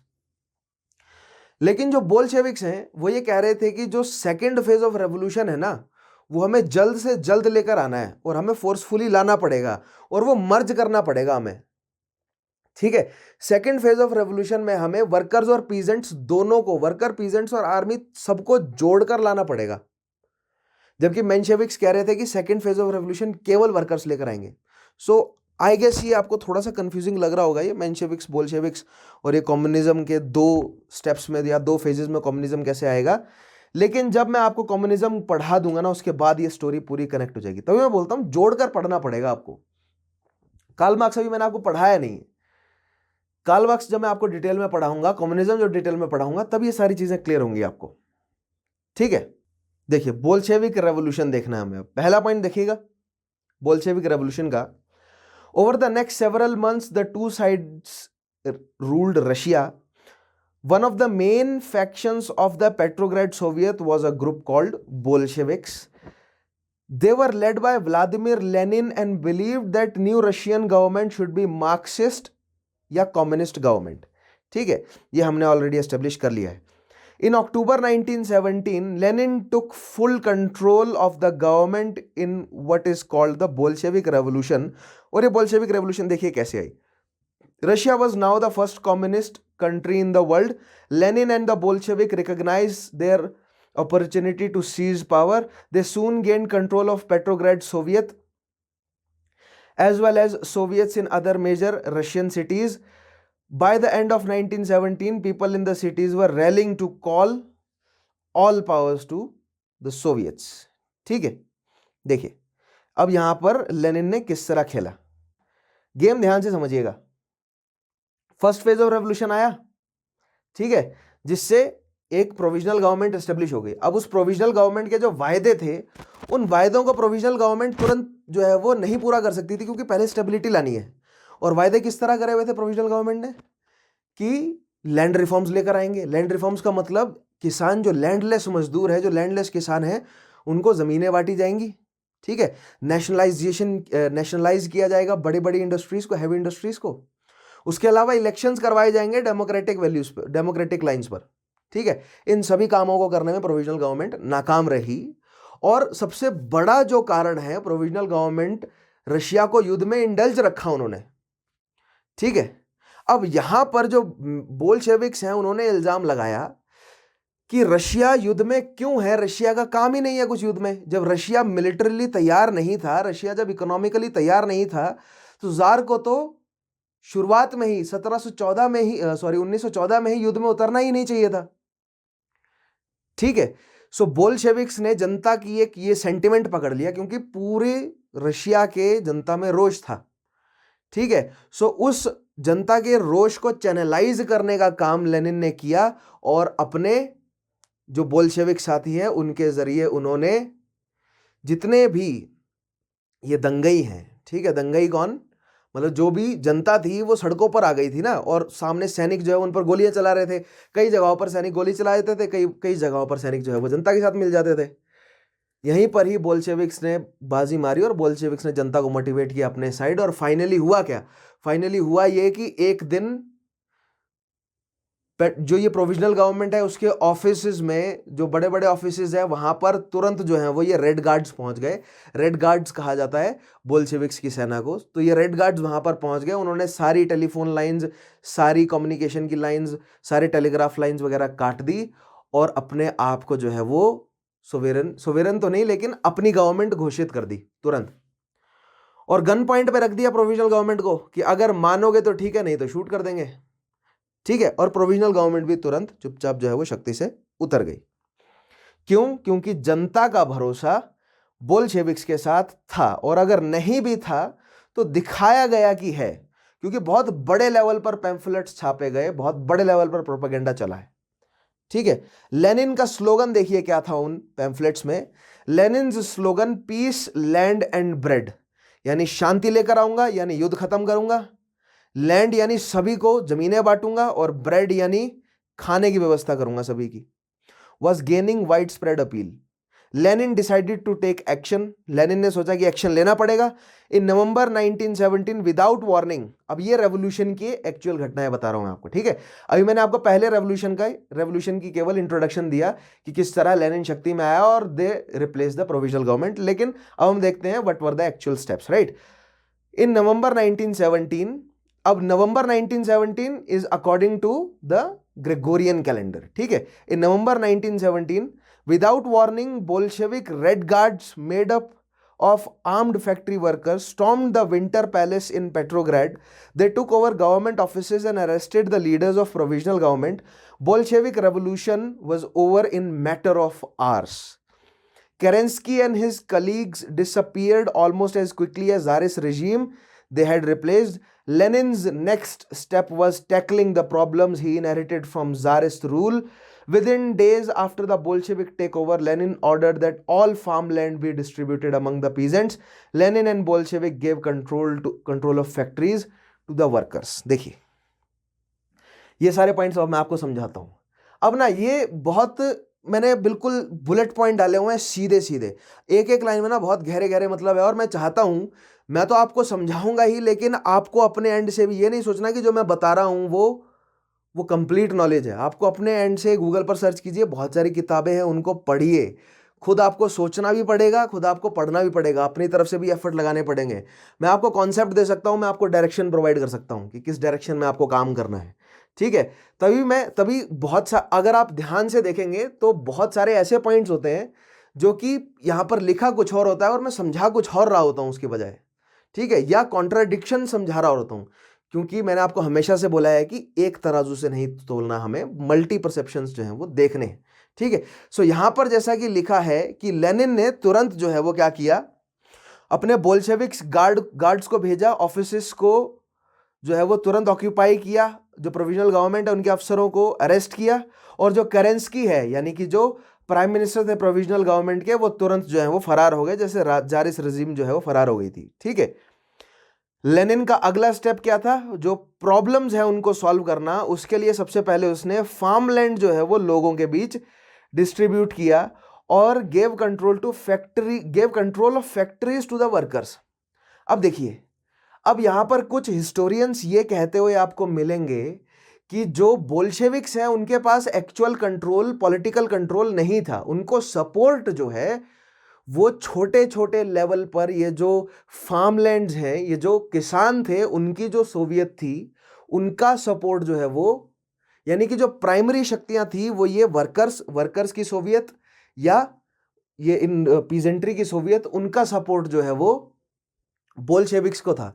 दैट मीन्स जब बोल्शेविक शक्ति में आया तो उनको ग्रेटिट्यूड दिखाने के लिए शक्ति जो है वो किसको देनी पड़ी, जैसे मैंने आपको बताया ना कि फैक्ट्री ओनर्स को उन्होंने दे दिया फैक्ट्रीज का जो मतलब मैनेजमेंट है वो फैक्ट्री वर्कर्स को प्रोवाइड कर दिया गया. सो ऐसा नहीं है कि एक वर्कर को दे दिया गया, उन वर्कर्स ने सोवियत एस्टेब्लिश करी हुई है, राइट. उन वर्कर्स ने काउंसिल्स बना रखी है, उन काउंसिल्स को उन्होंने फैक्ट्रीज का, मिल्स का, माइंस का क्या दे दिया, मैनेजमेंट प्रोवाइड कर दिया कि आप जो है वो अपने वर्कर्स के लिए काम करो. ऊपर हम बैठे हैं, समझ रहे हैं, इसी का तो बोला उन्होंने सोवियत यूनियन, कि छोटी छोटी सोवियत थ्रू आउट रशिया में फैली हुई है और उसके सेंटर में हम बैठेंगे. ठीक है, इसी को तो कहा उन्होंने सोवियत यूनियन. सो ये हिस्टोरियंस ने कोट आउट किया है कई जगहों पर कि जो बोल्शेविक्स है उनके पास मेजॉरिटी सपोर्ट नहीं था. मेजॉरिटी तो इन पीजेंट्री और इन वर्कर सोवियट्स की थी, लेकिन जो सेंट्रल चेहरा है और जो बड़ा पॉलिटिकल सपोर्ट है खास तौर पर जर्मनी से, वो बोल्शेविक्स के पास था.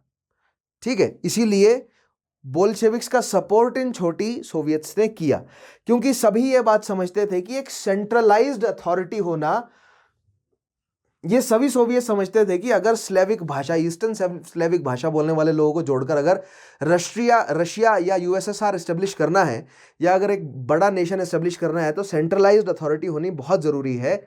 और अगर हम सभी सोवियट्स आपस में लड़ते रहेंगे तो सेंट्रलाइज्ड अथॉरिटी नहीं बनेगी, यानी कि किसी ना किसी को तो शक्ति अपने हाथ में लेनी ही पड़ेगी. सो यहां पर बेसिकली पॉइंट ये है कि जो सोवियत हिस्टोरियन है वो ये कहते हैं कि जो बोल्शेविक्स हैं उनके हाथ में शक्ति नेचुरली आई.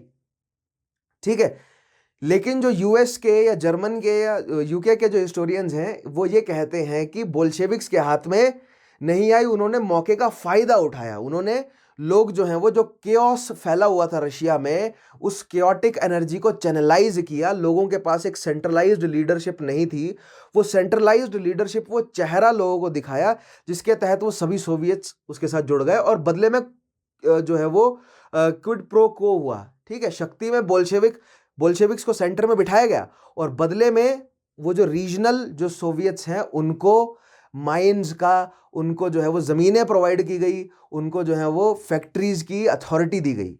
ठीक है, so it was a quid pro quo. Next देखिएगा, सो लास्ट 2 पॉइंट देखिएगा। Within days after the Bolshevik take over, Lenin ordered that all farm land be distributed among the peasants. Lenin and Bolsheviks gave control of factories to the workers. ठीक है, now Bolshevik government also signed a truce with Germany. अब एक truce sign हुआ to stop all fighting on the eastern war front end begin peace talks. In March 1918 Russia and Germany signed the treaty of breast-Litovsk. Breast-Litovsk जो है वो present day Belarus में है। Belarus और Poland के border पर पड़ती है जगह ये। The price of peace was costly. अब देखिए, अब यहां पर एक पॉइंट आता है जिससे कई इतिहासकारों ने, और उस समय यह बात बहुत चर्चा में रही कि जो लेनिन है वो जर्मनी का एजेंट है। ठीक है, लेनिन जब अप्रैल में वापस आया ना, तो ये बहुत स्पेकुलेशन, लेनिन के खिलाफ ये बहुत बड़े लेवल पर यह अफवाह फैली कि लेनिन को जर्मनी, पहली बात तो लेनिन को जर्मनी ने पहुंचाया वापस। ठीक है, और जर्मनी ने क्यों पहुंचाया रशिया वापस लेनिन को? ताकि रशिया में दंगे भड़के रहें और इवेंचुअली रशिया जो है वो युद्ध से बाहर हो जाए। और अगर आप ओवर द कोर्स देखें तो उसी तरह की घटना घटी है। रशिया में दंगे हुए और रशिया जो है वो युद्ध से बाहर हो गया।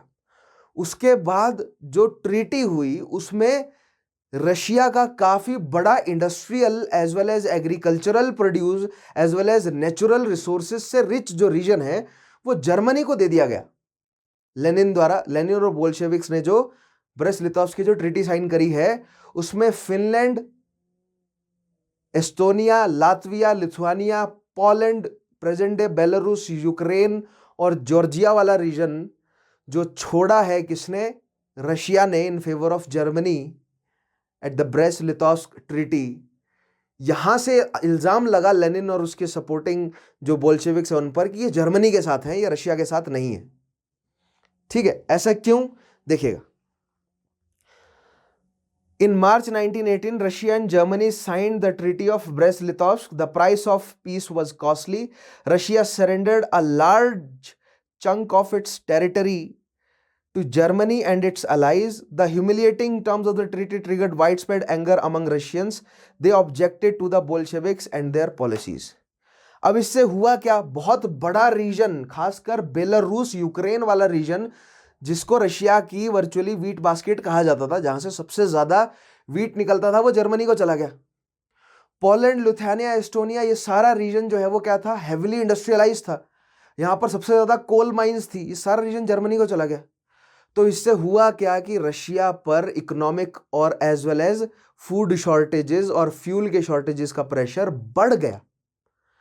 ठीक है, अब ये प्रेशर बढ़ गया तो इस प्रेशर के तहत जो बोल्शेविक्स की पॉलिसीज का खिलाफ जो है वो खड़े हो गए लोग।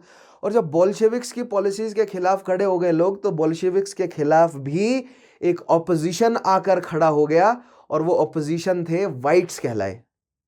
और उन वाइट्स में वही मेंशेविक्स, वही सोशलिस्टिक रेवोल्यूशनरीज और जो जारिस्त यानी जो प्रो जारिस्त हैं, यानी जो जार का सपोर्ट करने वाले लोग हैं, और उसके अलावा अन्य एलाइड शक्तियां जैसे कि ब्रिटेन, फ्रांस, जापान, यूएस, ये सब जो हैं वो बोल्शेविक्स यानी कि रेड गार्ड्स के खिलाफ आकर खड़ी हो गई, क्योंकि ये सभी जो हैं वो एक कम्युनिस्ट सरकार नहीं बनने देना चाहती थी, क्योंकि एक कम्युनिस्ट सरकार जो है वो कैपिटलिस्ट आइडियोलॉजीज के बिल्कुल अपोजिट आकर खड़ी होती है।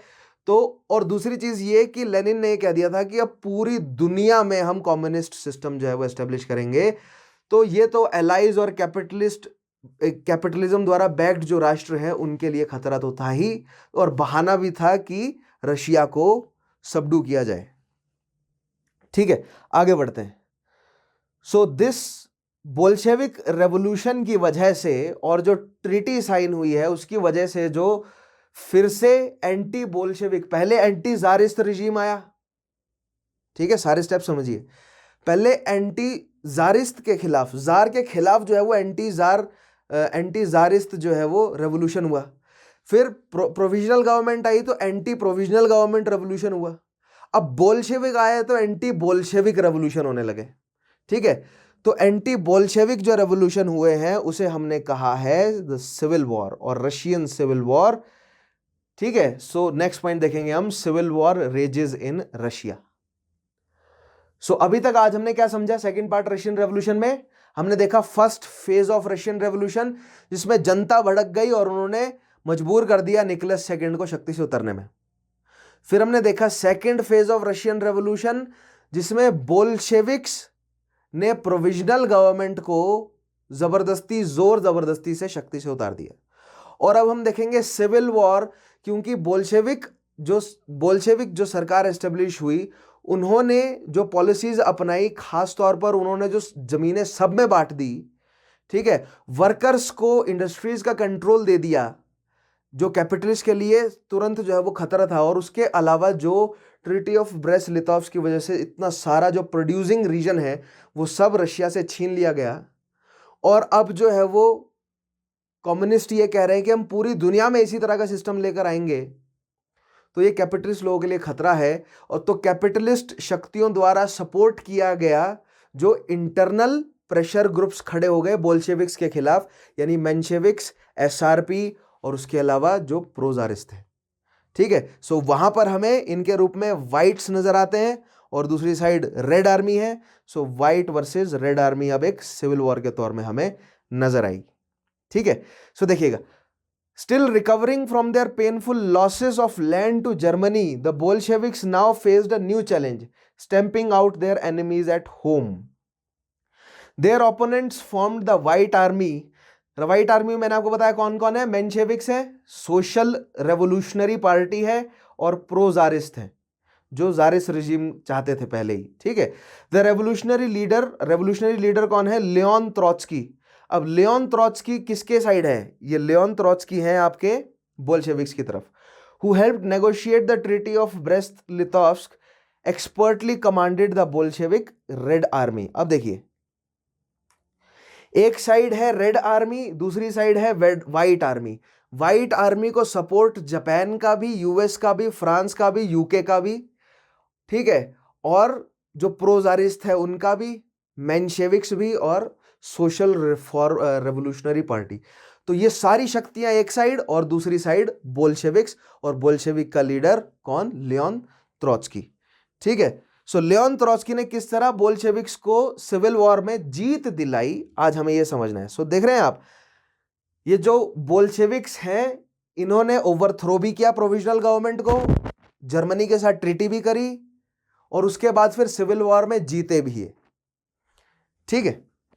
Now the revolutionary leader Leon Trotsky, who helped negotiate the treaty of Brest-Litovsk, expertly commanded the Bolshevik Red Army. From 1918 to 1919, civil war raged in Russia. 1918 से 1920 तक लगभग 2.5-3 साल ये सिविल वॉर रशिया में चला। Several Western nations, including United States, sent military aid and forces to Russia to help the White Army. Russia's civil war proved far more deadly than the earlier revolutions. Around 15 million Russians died in 3 years struggle and in famine that followed. First world war में लगभग 2 million Russian सैनिक मरे थे, ठीक है। Russian civil war में लगभग 15 million Russian लोगों की मौत हुई, मतलब जो रेवोल्यूशन का समय रहा उसमें भी, और फिर उसके बाद जो भुखमरी फैली उसमें भी। तो भुखमरी क्यों फैली आज हम समझेंगे, ठीक है, फेमिन्स क्यों आए। लेकिन around 15 million Russian died in 3 years struggle and in famine that followed. अब ये क्यों हुआ, आइए देखते हैं। The destruction and loss of life from fighting hunger and a world wide flu epidemic left Russia in chaos. तो देखिए क्या क्या हो रही है समस्या यहां पर। अभी युद्ध छिड़ रहा है, युद्ध की वजह से, और जो सिविल वॉर है उसमें भी लोग मर रहे हैं, उसके अलावा भुखमरी फैली हुई है, और वर्ल्ड वाइड फ्लू है, स्पेनिश फ्लू फैला हुआ है, जो कि विश्व युद्ध की वजह से फैला। बेसिकली स्पेनिश फ्लू उसका नाम क्यों पड़ा आगे किसी टॉपिक में आपको एक्सप्लेन करूंगा, लेकिन स्पेनिश फ्लू जो है उसका नाम रखा गया। और पूरी दुनिया में, भारत में भी लाखों लोगों की जाने गई हैं, रशिया में भी लाखों लोग जो है वो मरे हैं स्पेनिश फ्लू की वजह से। In the end, the Red Army triumphed and finally crushed all opposition to Bolshevik rule as a point। देखेंगे कि अंत में रेड आर्मी क्यों जीती, ठीक है, सिविल वॉर छिड़ा, white army versus red army. Red army कौन? द बोल्शेविक्स, जिन्होंने प्रोविजनल गवर्नमेंट को ओवरथ्रो किया था, first led by Lenin and then led by Leon Trotsky, क्योंकि लेनिन को पॉइंट ब्लैंक शूट कर दिया गया था और लेनिन का लंग जो है वो पंक्चर होता था, गले में यहां पर गोली लगी थी उसे, तो कुछ समय वो अभी सबैटिकल पे था, वो धीरे धीरे रिकवर करके वापस शक्ति में आया, लेकिन इवेंचुअली उसकी मौत हो गई। ठीक है, तो उस समय लियोन त्रोत्स्की जो है वो प्रोमिनेंट लीडर के रूप में उभर कर आए और इसी दौरान जो है वो स्टालिन भी धीरे धीरे शक्ति पर आया है। ठीक है, लेकिन यहां पर हमें एक बात समझनी है कि जो सिविल वॉर है, उस सिविल वॉर में रेड आर्मी जो है वो जीती, और रेड आर्मी थे आपके बोल्शेविक्स और व्हाइट आर्मी है आपकी कौन? व्हाइट आर्मी में आपके मेंशेविक्स है, सोशल रेवोल्यूशनरी पार्टी है, और जो प्रो जारिस्ट हैं, जो जारिस्ट रिजीम हटाया गया उसके जो सपोर्टर्स हैं, और उसके अलावा बाहर से यूके भी सपोर्ट कर रहा है, यूएस भी सपोर्ट कर रहा है व्हाइट आर्मी को। समझ रहे हैं आप? रशिया के जो एलाइज हैं वही बोल्शेविक्स के खिलाफ सपोर्ट कर रहे हैं। ठीक है, क्योंकि वो चाहते हैं, बोल्शेविक्स ने युद्ध रद्द कर दिया, उन्होंने ये जो है वो आर्गुमेंट दिया कि बोल्शेविक्स ने युद्ध खत्म कर दिया, हम चाहते हैं कि रशिया जुड़ा रहे युद्ध में। लेकिन जर्मनी के सरेंडर करने के बाद भी बाहर से सपोर्ट व्हाइट आर्मी को मिलता रहा, यानी कि उनके इंटेंशंस कुछ और थे। ठीक है, so in the end red army triumphed and finally crushed all opposition to Bolshevik rule, as whites were not well organized and did not have a single central leadership. Whites जो है वो well organise नहीं थे, क्योंकि मैंने आपको बताया छोटे छोटे पॉलिटिकल ग्रुप है और बाहरी सपोर्ट मिल रहा है, यानी कि ऑर्गेनाइज्ड नहीं है और सेंट्रल लीडरशिप नहीं है। इधर इस साइड बोल्शेविक्स की तरफ लियोन त्रोत्स्की है। ठीक है, the red army had more troops and a very able leader in form of Trotsky. Red army के पास सैनिक भी ज्यादा थे और त्रोत्स्की था उनके पास। The whites lost the support of peasants because the brutalities the whites engaged in during the civil war. अब देखिए, व्हाइट्स को पीजेंट्स का सपोर्ट नहीं था, क्योंकि बोल्शेविक्स ने पीजेंट्स में जमीनें बांट दी थी, बोल्शेविक्स ने लेबर्स में, वर्कर्स में इंडस्ट्रीज को बांट दिया था। ठीक है, फैक्ट्रीज को बांट दिया था। इससे हुआ क्या? इससे जो पीजेंट्स हैं और जो वर्कर्स हैं वो बड़े लेवल पर बोल्शेविक्स के सपोर्ट में आ गए। लेकिन समस्या तो कैपिटलिस्ट लोगों को हुई, क्योंकि लोगों के पास चली गई इंडस्ट्रीज। अब लोग जो है वो, यानी कि देखिए, जितने भी बड़े ऑर्गेनाइजेशंस हैं ना, या जितने भी बड़े बिजनेस हैं, वो बनाना चाहते हैं अपनी अपनी मोनोपोली। तो उनके लिए समस्या ये है कि अगर छोटे छोटे व्यापारी रहेंगे तो उनके लिए बहुत सारे कंपटीशन होंगे। ठीक है, जैसे फॉर एग्जांपल जो ये कृषि कानून भारत में चल रहा है, इसमें ये एलिज किया जा रहा है किसानों द्वारा कि अगर ये कृषि कानून लागू हो गए तो जो हम छोटे छोटे व्यापारी हैं, इन सब की जगह बड़े ठेकेदार आ जाएंगे, बड़े कॉर्पोरेट्स आ जाएंगे। तो बेसिकली आप मोनोपोलाइज करना चाहते हैं एग्रीकल्चर को। ठीक है, और अगर हम विद्रोह कर रहे हैं तो उससे आपको समस्या हो रही है। तो कुछ ऐसी सिचुएशन रशिया में भी थी। बोल्शेविक्स ने छोटे छोटे व्यापारियों को, छोटे छोटे इंडस्ट्रियलिस्ट, छोटी छोटी जो सोवियत है उनको फैक्ट्रीज बांट दी। इससे जो बड़े कैपिटलिस्ट है उनके लिए खतरा हो गया, जो जिन्होंने मोनोपोली क्रिएट कर रखी है उनके लिए खतरा हो गया। ठीक है, प्लस जो कम्युनिज्म है उनका अपना अलग बैंकिंग सिस्टम था, और मैंने आपको बताया ही है, ये जो एलाइज है खासतौर पर ब्रिटेन से जो बैंकिंग सिस्टम निकलता है, वो इस बैंकिंग सिस्टम के माध्यम से ही पूरा इकोनॉमिक कंट्रोल लाते हैं अपना। ठीक है, दूसरे रीजन पर। सो दैट, और देखिए रशिया जो है वो एक बहुत बड़ा रीजन है, बहुत सारी पॉपुलेशन है। तो ब्रिटेन, यूएस जैसी जो शक्तियां हैं वो क्या चाहेंगी?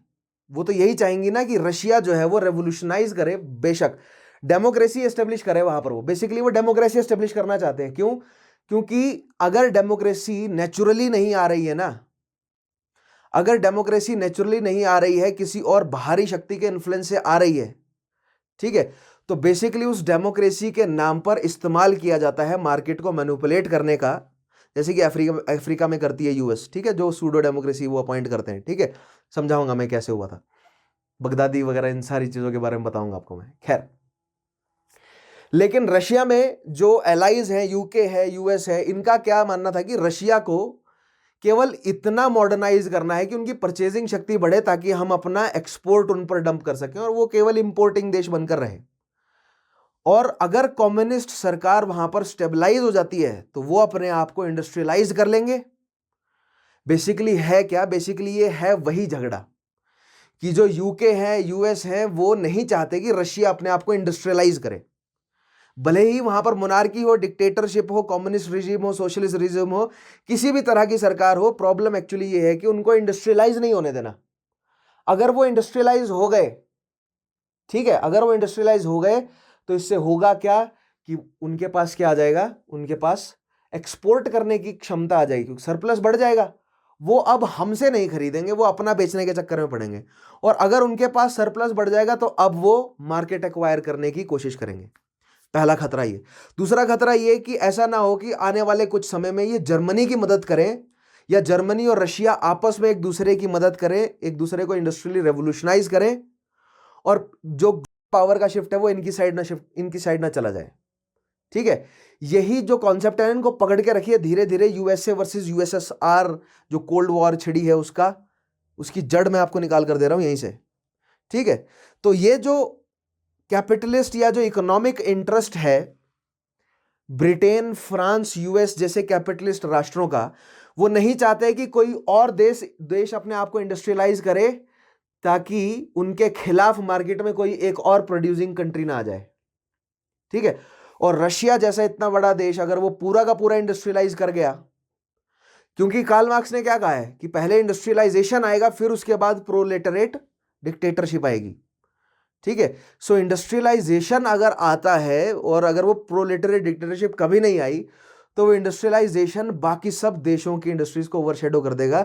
रशिया के पास इतना बड़ा रीजन है क्योंकि रशिया जो है वो खुद प्रोड्यूस कर सकता है और अपने ही लोगों को अगर बेचे तो वही सफिशिएंट है, उनके पास खुद की पॉपुलेशन बहुत सारी है।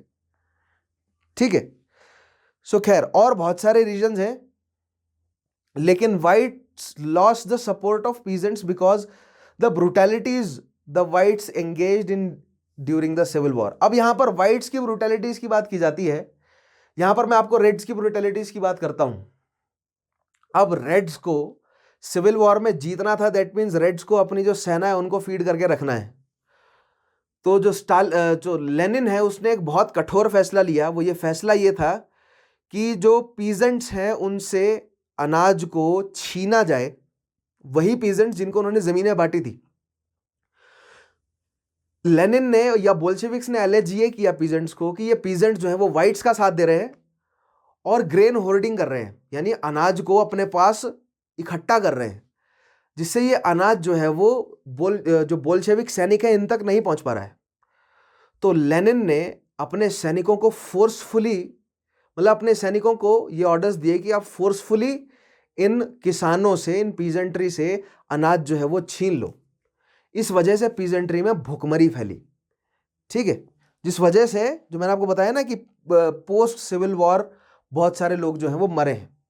लेकिन मैंने आपको कहीं ना कहीं एक टॉपिक में यह भी बताया है कि जब भी कोई राष्ट्र आज़ाद होता है ना तो उसके बाद कुछ कड़े फैसले लेने पड़ते हैं ताकि पॉलिटिकल स्टेबिलिटी आए। अब यहां पर कई इतिहासकारों ने डॉक्यूमेंट किया कि लेनिन ने ये जो अपने ही सैनिकों को बोला है कि पीजेंट्री से अनाज छीन लो, ये पॉलिटिकल स्टेबिलिटी के लिए किया, क्योंकि लेनिन भले ही मर गए हों लेकिन 1928 तक आते आते यूएसएसआर मजबूत भी होता गया।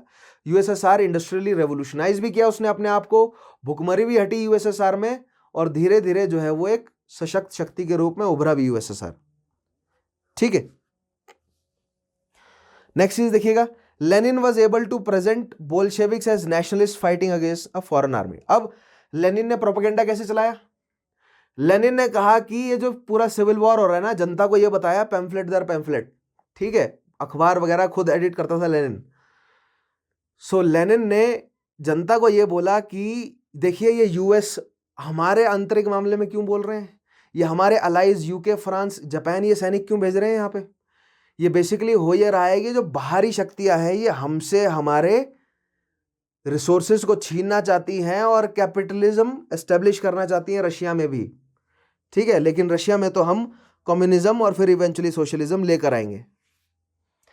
सो Lenin was able to present Bolsheviks as nationalist. So Lenin ने कैसे पोर्ट्रे किया कि बोल्शेविक नेशनलिस्ट हैं और जो वाइट्स हैं वो क्या हैं, वो एंटी नेशनल है।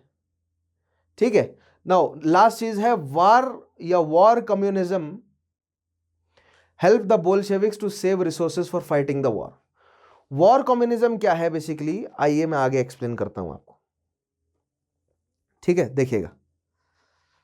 Now, under war communism, all factories were nationalized and all private trade was banned. So the resources came directly to the party. Further, all grains were seized from the peasants to feed the troops and the workers who formed the support base of the Bolsheviks. Thus, the communist revolution in Russia was successful and reached the stability by 1920. It showed that Bolsheviks were able both to seize power and to maintain it. Yet in the aftermath of civil war, Lenin and Bolshevik faced overwhelming problems. ठीक है, अब यहां पर war communism क्या है, देखिए। War communism के तहत बेसिकली जितना भी बड़ी इंडस्ट्रीज हैं उन सभी इंडस्ट्रीज को नेशनलाइज कर दिया गया। जितनी भी बड़ी जो है वो कोल माइंस हैं जो रशिया के पास बची, जितनी भी कोल माइंस हैं, जितने भी नेचुरल रिसोर्सेज हैं, ठीक है, जितने भी बड़े फैक्ट्रीज हैं जो प्रोड्यूस कर रहे हैं, चाहे वो मतलब कि कपड़ा प्रोड्यूस करने वाले हों या जूते बना रही हों, जो भी फैक्ट्रीज हैं, ठीक है, जो भी प्रोड्यूसिंग यूनिट्स हैं, उन सबको, बड़ी बड़ी प्रोड्यूसिंग यूनिट्स को नेशनलाइज कर दो, यानी कि सरकार के कंट्रोल में ले आओ, ताकि सभी रेवेन्यू का फ्लक्स जो है वो सेंटर में हो, बोल्शेविक्स के हाथ में आए, पार्टी के हाथ में आए। ठीक है, इससे क्या होगा, इससे होगा ये कि जो रीजनल जो शक्तियां हैं उनके पास पैसा नहीं जाएगा और उस पैसे का फायदा उठाकर वो अपने आप को अपने आप को सिविल वॉर में बोल्शेविक्स के खिलाफ जो है वो एक और शक्ति के रूप में खड़ा नहीं कर सकते। सो बेसिकली इकोनॉमिक सेंट्रलाइजेशन करने का काम किया किसने, बोल्शेविक्स ने। इसको वॉर कम्युनिज्म कहा गया। दूसरी चीज, उन्होंने पीजेंट से छीन लिया अनाज, क्योंकि पीजेंट पर यह एलेज किया गया कि जो पीजेंट्स हैं ये व्हाइट आर्मी के बहकावे में आकर ये अनाज को होर्ड कर रहे हैं, जिससे हमारे सैनिक जो है वो भूखे मर रहे हैं। सैनिकों को खाना खिलाना भी जरूरी है, क्योंकि पॉलिटिकल स्टेबिलिटी लाना जरूरी है। एक बार पॉलिटिकल स्टेबिलिटी आ जाए फिर उसके बाद पीजेंट्स को भी खाना मिल जाएगा। लेकिन इस वजह से हुआ क्या, लाखों के हिसाब से लोग भूख से मरे। ठीक है, सो आज तक भी लेनिन पर यह दाग है कि इसने अपनी जनता को खुद मारा। ठीक है, खुद भूखमरी से मारा अपनी जनता को खुद। और खास तौर पे जो एंटी कॉमी या जो कम्युनिज्म के खिलाफ, जो कम्युनिस्ट एजेंडाज के खिलाफ जो बोलती हैं सरकारें, खास तौर पर यूएस में आज भी ये प्रोपेगेंडा चलता है लेनिन के अगेंस्ट कि लेनिन ने लाखों के हिसाब से लोगों को भूखा मारा, और फिर स्टालिन के खिलाफ भी चलता है। ठीक है, सो इसको आगे मैं आपको बताया ना कि जब मैं आपको डिटेल में समझाऊंगा क्वेश्चंस के माध्यम से, माइक्रो एनालिसिस जब करेंगे, तब वहां पर सवाल उठेगा कि क्या लेनिन ने ये जो किया ये जरूरी था, मतलब क्या लेनिन जर्मनी के साथ था। बहुत सारे सवाल बनते हैं यहां पर। ठीक है, अब देखते हैं थ्रू आउट जो है वो रिजल्ट क्या रहा इसका। ठीक है, पहला पॉइंट देखिएगा, after the revolution Russia excited world War one by exerted world War one by signing a peace treaty. ठीक है, तो ये बेसिकली फिर से मैं आपको समराइज करके बता रहा हूं अभी तक की घटनाओं को। ठीक है, सो आफ्टर द रेवोल्यूशन, जो सेकेंड फेज ऑफ रेवोल्यूशन है, Russia exerted world War one by signing a peace treaty with Germany called the treaty of breast-Litovsk. ठीक है, the new government took control of all industries and moved the Russian economy from a rural one to a industrial one. नई government ने सारी बड़ी industries को अपने control में लिया और रूरल इकोनॉमी से इंडस्ट्रियल इकोनॉमी में कन्वर्ट करने का स्टेप जो है वो शुरू किया। किसको, यानी कि इंडस्ट्रियल रेवोल्यूशन की तरफ कदम बढ़ाने शुरू किए बोल्शेविक सरकार ने। It also seized farm land and land holders and distributed it among peasants. Peasants में जमीनों को बांटा गया। Women were given equal rights and those of men, and religion was banned from many aspects of society. देखिए, ये बहुत important step है कि रिलीजन जो है वो बैन किया गया सोसाइटी से। ठीक है, यानी कि पहले जो चर्च का इंटरफेरेंस था इतना ज्यादा, वो चर्च का इंटरफेरेंस जो है वो खत्म किया गया। ये बहुत इंपॉर्टेंट पॉइंट है। किसका, आप मान के चलेंगे किसका, ये बोल्शेविक सरकार का। और वुमेन को इक्वल राइट्स देना, वुमेन को इक्वल राइट्स देने वाला राष्ट्र भी पहला रशियाई बनेगा। ध्यान रखिएगा, वुमेन्स को राइट्स मिले, इसके पीछे यूके में काफी समय से दंगा चल रहा था, ठीक है, वुमेन्स जो है वो प्रोटेस्ट कर रही थी। यूएस में भी काफी समय से प्रोटेस्ट चल रहे थे, फ्रांस में भी चल रहे थे, लेकिन उस बड़े लेवल पर वुमेन को राइट नहीं मिले थे। लेकिन यहां पर बोल्शेविक्स ने एक ही झटके में वुमेन्स को सभी राइट्स प्रोवाइड कर दिए, मतलब इक्वल टू मैन, जितने आदमियों को हैं उतने वुमेन को भी राइट्स प्रोवाइड कर दिए। So this was very benevolent of them, ठीक है। उसके अलावा पीजेंट्स को जमीनें देना भी बेनेवोलेंट है, लेकिन it was part of a strategy. मैंने बोला ना, जो पीजेंट्स की सोवियत है उन्होंने मदद करी थी बोल्शेविक्स की सेंटर में आने में, इसीलिए पीजेंट्स को जमीनें तो देनी ही थी। प्लस ये तो हमेशा से उनका एजेंडा था ही कि जैसे ही हम शक्ति में आएंगे पीजेंट्स को जमीनें बांट दी जाएंगी, तो उनको अपने शब्द, उनको अपने वायदे तो पूरे करने ही थे, ठीक है।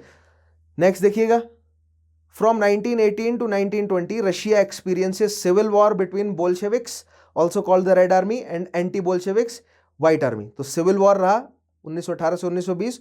उस सिविल वॉर के कारण मैंने आपको बताया ही कि जो ट्रीटी साइन करी है ब्रेस्ट-लिटोव्स्की, उसकी वजह से भुखमरी जो फैली है, और भी बहुत सारे कारण हैं, ठीक है। बाहरी शक्तियों के अपने अलग एजेंडास थे, अंदर के जो प्रेशर ग्रुप्स हैं वो शक्ति को एक्वायर करना चाहते थे, क्योंकि जो बोल्शेविक्स है ना, और खास तौर पर लेनिन पर ये इल्जाम लगा था कि ये कोई, मतलब लेनिन अचानक से 1917 अप्रैल में अचानक से स्विट्जरलैंड से आता है और तुरंत सारा रेवोल्यूशन जो है ये अपने कंट्रोल में ले लेता है।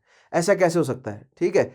लोग 4 साल से जो है वो दंगा कर रहे थे, बहुत लाखों के हिसाब से लोग मरे थे, रशियन जनता में रोष था, उसको चैनलाइज करने का काम जो है वो बोल्शेविक्स ने कर दिया। सो दैट मीन्स उतनी क्रेडिबिलिटी जो है वो नहीं समझते थे, खासतौर पे मेंशेविक्स। और जो मेजॉरिटी थी, मेजॉरिटी कौन थी, मेजॉरिटी थे आपके ये लीडर्स, सोशल रेवोल्यूशनरी। क्योंकि जब लेनिन ने इलेक्शंस करवाए ना, तो जो कुल 700 सीटें थी उनमें से 370 सीटों पर तो सोशल रेवोल्यूशनरीज जीत गए, और बोल्शेविक्स के हाथ में केवल 175 सीटें आई। दैट मींस जो सरकार है वो सोशल रेवोल्यूशनरीज की बननी चाहिए थी, लेकिन स्टिल किसकी बनी रही, बोल्शेविक्स की, क्योंकि रेड गार्ड्स का यूज करके उन्होंने भगा दिया सबको और जबरदस्ती डिक्टेटरशिप एस्टेब्लिश कर दी, ठीक है। नेक्स्ट पॉइंट देखिएगा, लास्ट पॉइंट है, the Bolsheviks won and the new country was called USSR, United Soviet Socialist Republic, ठीक है, United Soviet Socialist Republic. Soviet क्या है, ये जो यूनियंस है मैंने आपको बताया, जो काउंसिल्स हैं। अब देखिए नेक्स्ट, अब न्यू इकोनॉमिक पॉलिसी। अब एक काम जो है वो लेनिन ने किया कि नई इकोनॉमिक पॉलिसी लेकर आया, क्योंकि लेनिन जानता था कि सबसे पहले तो पॉलिटिकल स्टेबिलिटी लेके आनी है, तो सिविल वॉर के दौरान सारे एफर्ट्स उसके पॉलिटिकल स्टेबिलिटी लाने के थे। फिर दूसरा स्टेप उसे पता था कि अब हमें इकोनॉमी को रिवाइव करना है, तो इकोनॉमी रिवाइव करने की कोशिश करी एनईपी से, न्यू इकोनॉमिक पॉलिसी से। उसमें देखिए क्या पॉइंट्स आते हैं। पहला पॉइंट देखिएगा, war and revolution destroyed the Russian economy, ये हम जानते हैं। Trade was at a standstill, industrial production dropped and many skilled workers fled to other countries. Treaty of Brest-Litovsk signed by Russia and Germany to exit World War I had resulted in huge economic loss to Russia, ये भी हम जानते हैं, ठीक है। Through this treaty, अब देखिए economic losses जो है वो क्या क्या हुए इस ट्रीटी से रशिया को। Russia lost 1/3 of its farming land, 1/3 of population, 2/3 of coal mines and half of heavy industries. देख रहे हैं आप, रशिया की half of heavy industries Finland, Estonia, Latvia, Lithuania, Poland, Belarus, Ukraine और जॉर्जिया में थी, जिसमें से बेलारूस और यूक्रेन जो है वो क्या था, 1/3 ऑफ फार्मिंग लैंड, उसके अलावा 1/3 population, 2/3 of coal mines, 2/3 of coal mines, ठीक है। सो काफी बड़ा जो है वो इकोनॉमिक धक्का पड़ा था। इस इकोनॉमिक धक्के की वजह से ही तो बोल्शेविक्स के खिलाफ सिविल वॉर जो है वो ट्रिगर हुआ है, ठीक है। Now Lenin who helped masterminded the Bolshevik revolution shifted his role. अब लेनिन को पता था कि, अब देखिए लेनिन ने जस्टिफाई किस तरह किया, आप ये भी तो पूछेंगे ना यहाँ कि अगर इतनी हार्श जो है वो ट्रीटी रशिया ने साइन कर दी तो लेनिन ने जस्टिफिकेशन क्या दिया होगा। तो लेनिन ने जस्टिफिकेशन ये दिया कि देखिए फॉर द मूवमेंट हमें ये करना पड़ा, और लेनिन ने ये कहा कि मुझे पता है कि ये कुछ समय बाद घूम के ये सारा रीजन हमारे पास ही आएगा, क्योंकि ये सभी लोग जो हैं वो बेसिकली हैं तो स्लेविक ही, ठीक है। तो ये सारा का सारा रीजन हम इवेंचुअली रिकॉन्कर कर लेंगे, ठीक है। लेकिन फॉर द मोमेंट अभी युद्ध से बाहर निकलने के लिए हमारे लिए जरूरी है पहले हम पॉलिटिकल स्टेबिलिटी लेकर आते हैं, फिर इस रीजन को हम एक्वायर कर ही लेंगे, ठीक है। इस तरह की जो है वो सफाई लेनिन की तरफ से दी गई इस ट्रीटी को साइन करने के बाद। और यहां पर लेनिन पर इल्जाम भी लगता है कि लेनिन का साथ जर्मनी ने दिया था, इसलिए ब्रेस्ट लिटोव्स्की की इतनी हार्श ट्रीटी जिसमें जर्मनी को इतना ज्यादा फायदा हुआ, रशिया को इतना नुकसान हुआ, वो लेनिन ने जान के साइन करी, because Lenin was nothing but at last a German spy. Lenin पर यह इल्जाम भी लगता है कि वो जर्मन स्पाई है, ठीक है। नेक्स्ट देखिए, Lenin, who helped mastermind the Bolshevik Revolution, shifted his role. He turned to reviving the economy and restructuring the government. In March 1921, Lenin launched the New Economic Policy (NEP) after temporarily putting aside his plan for a state-controlled economy. Instead, he resorted to a small-scale version of capitalism. जो ये new economic policy लेकर आया ना, इसमें कुछ हद तक capitalism को फॉलो किया। किसने? लेनिन ने। क्योंकि लेनिन भी भली भांति जानता था कि पैसा कमाने का जो सिस्टम है वो है तो कैपिटलिज्म में ही, ठीक है। दैट मीन्स हमें कैपिटलिज्म को रिजोर्ट करना पड़ेगा, लेकिन not for the long term, इतना कि हमें जो है वो थोड़ी सी इकोनॉमिक स्टेबिलिटी आ जाए, फिर उसके बाद हम पूरे के सारे बिजनेस को स्टेट द्वारा कंट्रोल कर देंगे, ठीक है, जिससे फायदा सभी लोगों को हो। नेक्स्ट देखिएगा, the reforms under the NEP included. अब देखिए जो न्यू इकोनॉमिक पॉलिसी थी उसमें क्या क्या रिफॉर्म्स थे। Allowing for private ownership of land and using capitalist incentives to increase production of food. भुखमरी फैली हुई थी सबसे पहले तो, इसलिए यह नया इकोनॉमिक पॉलिसी लाया गया, क्योंकि जो सिविल वॉर है उसके दौरान जो किसानों से सरप्लस उनके जो ग्रेन्स है उसको जो कन्फिस्केट किया गया है, उसकी वजह से बहुत, और आप मानेंगे नहीं, किसानों के पास जा जाके उनके घर से उनका अनाज छीना गया है, ठीक है, और कुछ नहीं बचा। गांव कस्बे के कस्बे जो हैं उनसे सभी अनाज छीन लिया गया, तो उनके पास बचा ही क्या खाने को? कुछ भी नहीं, right. Now peasants were allowed to keep surplus produce after payment of tax which was a percentage of the surplus produce, ठीक है। पीजेंट्स को जो सरप्लस है, जो भी उनका मतलब टैक्स देने के बाद बाकी सब आप रख सकते हैं। Private ownership of small scale industries with heavy industries like coal, iron, chemical remaining under the state ownership, ठीक है। सो स्टील हो गया, जैसे आयरन है, कोल है, केमिकल्स है, सो इस तरह की जो इंडस्ट्रीज हैं ये सारी किसके कंट्रोल में रही? फिर भी राज्य के कंट्रोल में। लेकिन जो स्मॉल इंडस्ट्रीज हैं, लाइक कपड़ा बनाने की इंडस्ट्रीज हो गई, फूड प्रोसेस करने की इंडस्ट्रीज हैं, कैन्स बनाने की, बर्तन बनाने की जो इंडस्ट्रीज हैं, ये जो प्राइवेट मतलब जो स्मॉल इंडस्ट्रीज हैं इनको प्राइवेट ओनरशिप दिया गया, यानी कि यहां पर कैपिटलिज्म का सपोर्ट किया गया। अदरवाइज जो कम्युनिस्ट रिजीम है वो तो ये कहता है कि सभी तरह का प्रोडक्शन जो है वो सरकार के कंट्रोल में होना चाहिए, ठीक है। उसके अलावा similarly power, transport and banking continue to remain under the state control. Lenin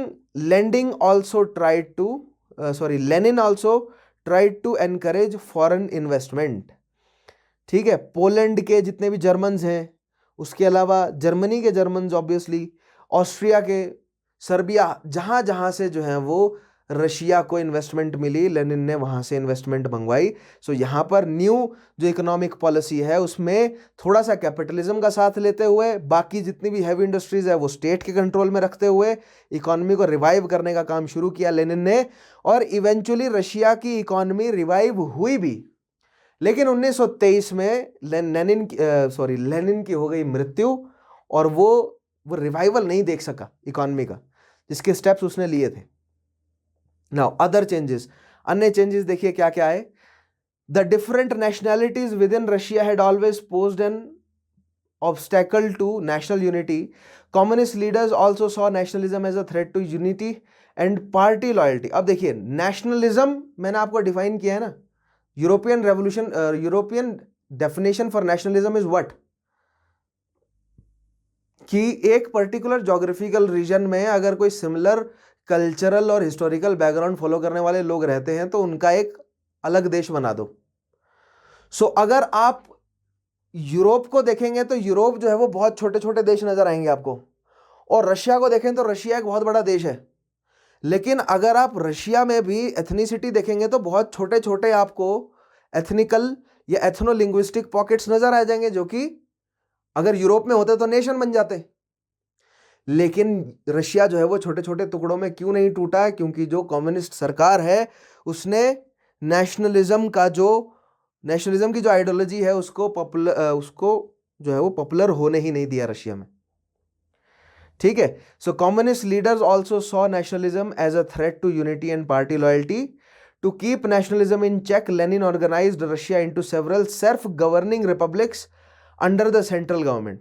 ठीक है, रशिया ने क्या किया? सेल्फ गवर्निंग रिपब्लिक्स, ऐसे छोटे छोटे प्रोविंसेस बना दिए जो सेल्फ गवर्निंग है but they are under the central government. That means ये कि उन्होंने एक सेंट्रल फेडरल, एक फेडरेशन, लगभग एक फेडरेशन क्रिएट करी जो कि सेंट्रलाइज्ड है। ठीक है।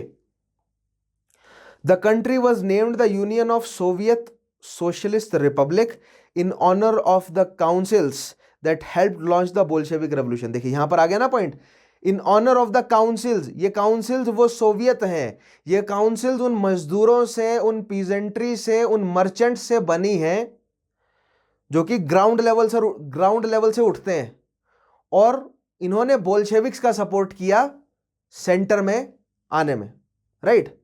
और बोल्शेविक ने क्या किया? इनको प्रोविजनल ऑटोनॉमी प्रोवाइड कर दी, सेल्फ गवर्निंग बना दिया ना। सो प्रोविजनल ऑटोनॉमी बना दे दी इन सोवियट्स को। ठीक है। Now each Republic was controlled from the new capital Moscow. Capital को सेंट पीटर्सबर्ग से शिफ्ट किया गया मॉस्को में, जो कि पुरानी कैपिटल थी भी रशियन एम्पायर की। The Bolsheviks also renamed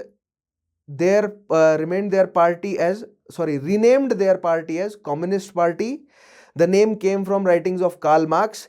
He had used the word communism to describe the classless society that would exist after workers had seized power. ठीक है, जो क्लासलेस सोसाइटी बनेगी, आगे मैं आपको जो कम्युनिज्म समझाऊंगा तो वहां पर आएंगे ये चीजें।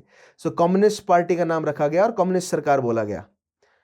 नेक्स्ट पॉइंट देखिएगा, इन 1924 the communist created a constitution based on socialist and democratic principles. In reality, the Communist Party held all the power. Lenin had established a dictatorship of the Communist Party, not a dictatorship of the proletariat as Marx had promoted. ठीक है, तो Lenin ने क्या establish किया? Dictatorship of communist party. और Marx ने क्या बोला था, क्या बनेगी? Dictatorship of proletariat. तो यहां पर मार्क्सिज्म और लेनिनिज्म पर डिबेट चलती है कि क्या है। जब मैं आपको कम्युनिज्म समझाऊंगा, मार्क्सिज्म समझाऊंगा, वहां पर आएगा लेनिनिज्म वाला फंडा भी। ठीक है। सो लेनिन ने क्या एस्टेब्लिश करी? डिक्टेटरशिप एस्टेब्लिश करी। ध्यान रखेंगे कम्युनिस्ट। और उसके अलावा देखिएगा, मैंने आपको बताया ना, पहला पॉइंट देखिए, 1924 में कम्युनिस्ट क्रिएटेड अ कॉन्स्टिट्यूशन तो बना, ठीक है, और डेमोक्रेटिक सोशलिस्ट जो है वो प्रिंसिपल्स पर बना, लेकिन शक्ति जो है वो कम्युनिस्ट पार्टी के हाथ में रही। दैट मीन्स जो कॉन्स्टिट्यूशन है उसमें अगर अमेंडमेंट्स क्रिएट करने हैं तो कम्युनिस्ट पार्टी वैसा कर सकती थी। ठीक है। Now thanks partly to the new policies and to peace that followed the civil war, the USSR slowly recovered. Civil war और उसके बाद न्यू इकोनॉमिक पॉलिसी की वजह से यूएसएसआर ने रिकवर किया। In 1928 the countries farms and factories were producing as much as they had before World War One. Lenin did not live to see this recovery.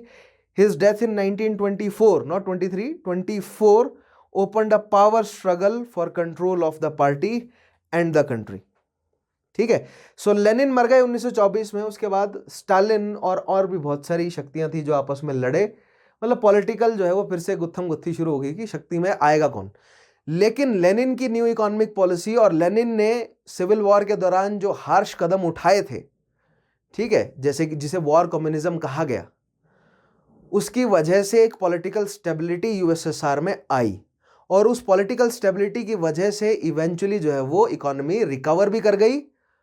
और second world war आते आते Russia एक बहुत बड़ी शक्ति के रूप में उभरा भी, नॉट जस्ट रिकवर करी, एक बड़ी ग्लोबल शक्ति के रूप में।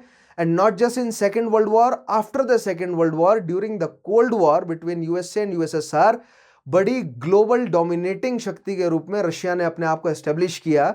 और प्रेजेंट में जब हम कंटेम्पररी में लेके आएंगे इन सारे माहौल को, तब हमें क्लियर होगा कि किस तरह आज भी ग्लोबली जो है वो काफ़ी बड़ा डोमिनेशन है रशिया का, और भारत के साथ अच्छे रिलेशन है, बुरे रिलेशन है, कहाँ रिलेशन अच्छे हुए, कहाँ बिगड़े, इन सारी चीज़ों को हम धीरे धीरे एस्टेब्लिश करेंगे ही। सो आज हमने ख़त्म किया रशियन रेवोल्यूशन को। आई होप आपको समझ आया होगा। सो रशियन रेवोल्यूशन में हमें क्या समझना है? 1905 की रेवोल्यूशन, 1912-14 की रेवोल्यूशन, फिर वर्ल्ड वॉर के दौरान की घटनाएं, फिर उसके बाद 1917 में फेब्रवरी रेवोल्यूशन, फिर अक्टूबर रेवोल्यूशन, फिर उसके बाद का सिविल वॉर, सिविल वॉर के बाद न्यू इकोनॉमिक पॉलिसी, और न्यू इकोनॉमिक पॉलिसी के क्या क्या असर रहे, और बीच में ब्रेस्ट-लिटोव्स की जो ट्रीटी है उसका क्या असर रहा जिसने ट्रिगर किया सिविल वॉर को। सिविल वॉर किन किन के बीच में लड़ी गई, रिजल्ट क्या निकला सिविल वॉर का, इन सारी चीज़ों को आज हमने समझाई। उसके बाद किस तरह लेनिन ने बोल्शेविक्स को चैनलाइज करते हुए अक्टूबर रेवोल्यूशन करी, और उससे पहले किस तरह जनता जो सड़क पर उतर आई थी फरवरी रेवोल्यूशन में, वहाँ पर जो है वो निकोलस के जो मतलब सपोर्टर्स हैं, उन्होंने निकोलस को बोला कि आप शक्ति से उतर जाएं, अदरवाइज आपको एग्जीक्यूट कर देंगे। जो फ्रांस में हुआ, ऐसा ना हो कि वो आपके साथ हो जाए। इसीलिए अगर आप मोनार्की बचाना चाहते हैं तो कॉन्स्टिट्यूशनल मोनार्की ले आइए। सो यहाँ पर जब एब्डिकेशन के लिए तैयार थे निकोलस, तो कोई भी क्राउन को लेने के लिए तैयार नहीं था, क्योंकि सबको पता था जो भी शक्ति में आया उसको जनता मार देगी, जनता भी गुस्से में है। जो फ्रांस में हुआ ऐसा ना हो वो फिर से हो जाए, इसलिए किसी ने भी थ्रोन एक्सेप्ट नहीं किया, और सरकार जो है वो प्रोविजनल गवर्नमेंट एस्टेब्लिश हो गई। और प्रोविजनल गवर्नमेंट का हमने हश्र देखा ही, अक्टूबर में बोल्शेविक्स ने अपने आप को एस्टेब्लिश कर लिया, और फिर एक ही साल बाद अगले साल जुलाई में जो रोमनोव्स है उनको भी एग्जीक्यूट कर दिया गया। जो फ्रांस की रॉयल फैमिली के साथ हुआ वो रशिया की रॉयल फैमिली के साथ भी हुआ। ठीक है। सो आई होप ये पूरा रशियन रेवोल्यूशन आपको समझ आया होगा। जो कॉन्सेप्ट्स हैं छोटे छोटे, जो मैंने आपको पॉइंट्स बताए, ये तो हैं ही, उसके अलावा भी बहुत सारे कॉन्सेप्ट्स मैंने आपको बताए, वो भी ठीक है। उसके अलावा एनसीईआरटीज को एक्सेस कीजिए, वहाँ पर भी काफ़ी अच्छी चीज़ें लिखी हुई हैं, और सर्च कीजिए, अपने एंड से पढ़िए, क्योंकि बहुत सारे पॉइंट हैं। रशियन रेवोल्यूशन एक ऐसी रेवोल्यूशन है जो कि आज तक इसको लेकर जो है वो काफ़ी सारे मतलब कि जो मुद्दे हैं वो खुले छूट गए, उन पे जो है वो रिजल्ट नहीं निकले हैं, कंक्लूजन नहीं क्रिएट हुए हैं। दैट मीन्स सवाल की गुंजाइश बहुत आसानी से बनती है। रशियन रेवोल्यूशन पर एग्जामिनर घुमा फिरा के कई तरीके से सवाल पूछ सकता है। सो एक ही सेशन में मैं आपको हर कॉन्सेप्ट क्लियर नहीं कर सकता, इसलिए मैंने हमेशा से बोला है, मैंने पहले बेसिस क्रिएट किया है, सवालों पर हम आगे पहुंचेंगे, माइक्रो एनालिसिस तक मैं आपको ले जाऊंगा। ठीक है। सो आई होप आज का सेशन आपको समझ आया होगा अच्छे से। पिछले सेशंस अगर आपने नहीं देखे हैं, सो make sure you watch all those previous sessions. Study IQ के चैनल पर जाइए, आपको मेरे नाम से प्लेलिस्ट मिल जाएगी, पिछले सेशंस को एक्सेस कीजिए, या अगर आप सिंपली यूट्यूब के सर्च बार पर मेरा नाम लिखते हैं विशाल चौहान, तो आपको डेफिनेटली मेरे सेशंस वहां पर मिल जाएंगे। So make sure you access all दो सेशंस, और थॉरली कॉन्सेप्ट अपना प्रिपेयर करते चलिए। रिवीजन के साइकिल में डले रहिए, रिवीजन कभी मत छोड़िएगा, और अपने आप को मोटिवेटेड रखिए। ठीक है। ये जो स्ट्रगल है इसको आपको जी जान से जो है वो लड़ना है, और हेल्दी रहिए, स्टे फिट, राइट। मिलते हैं आपसे अगले सेशन में। Take care.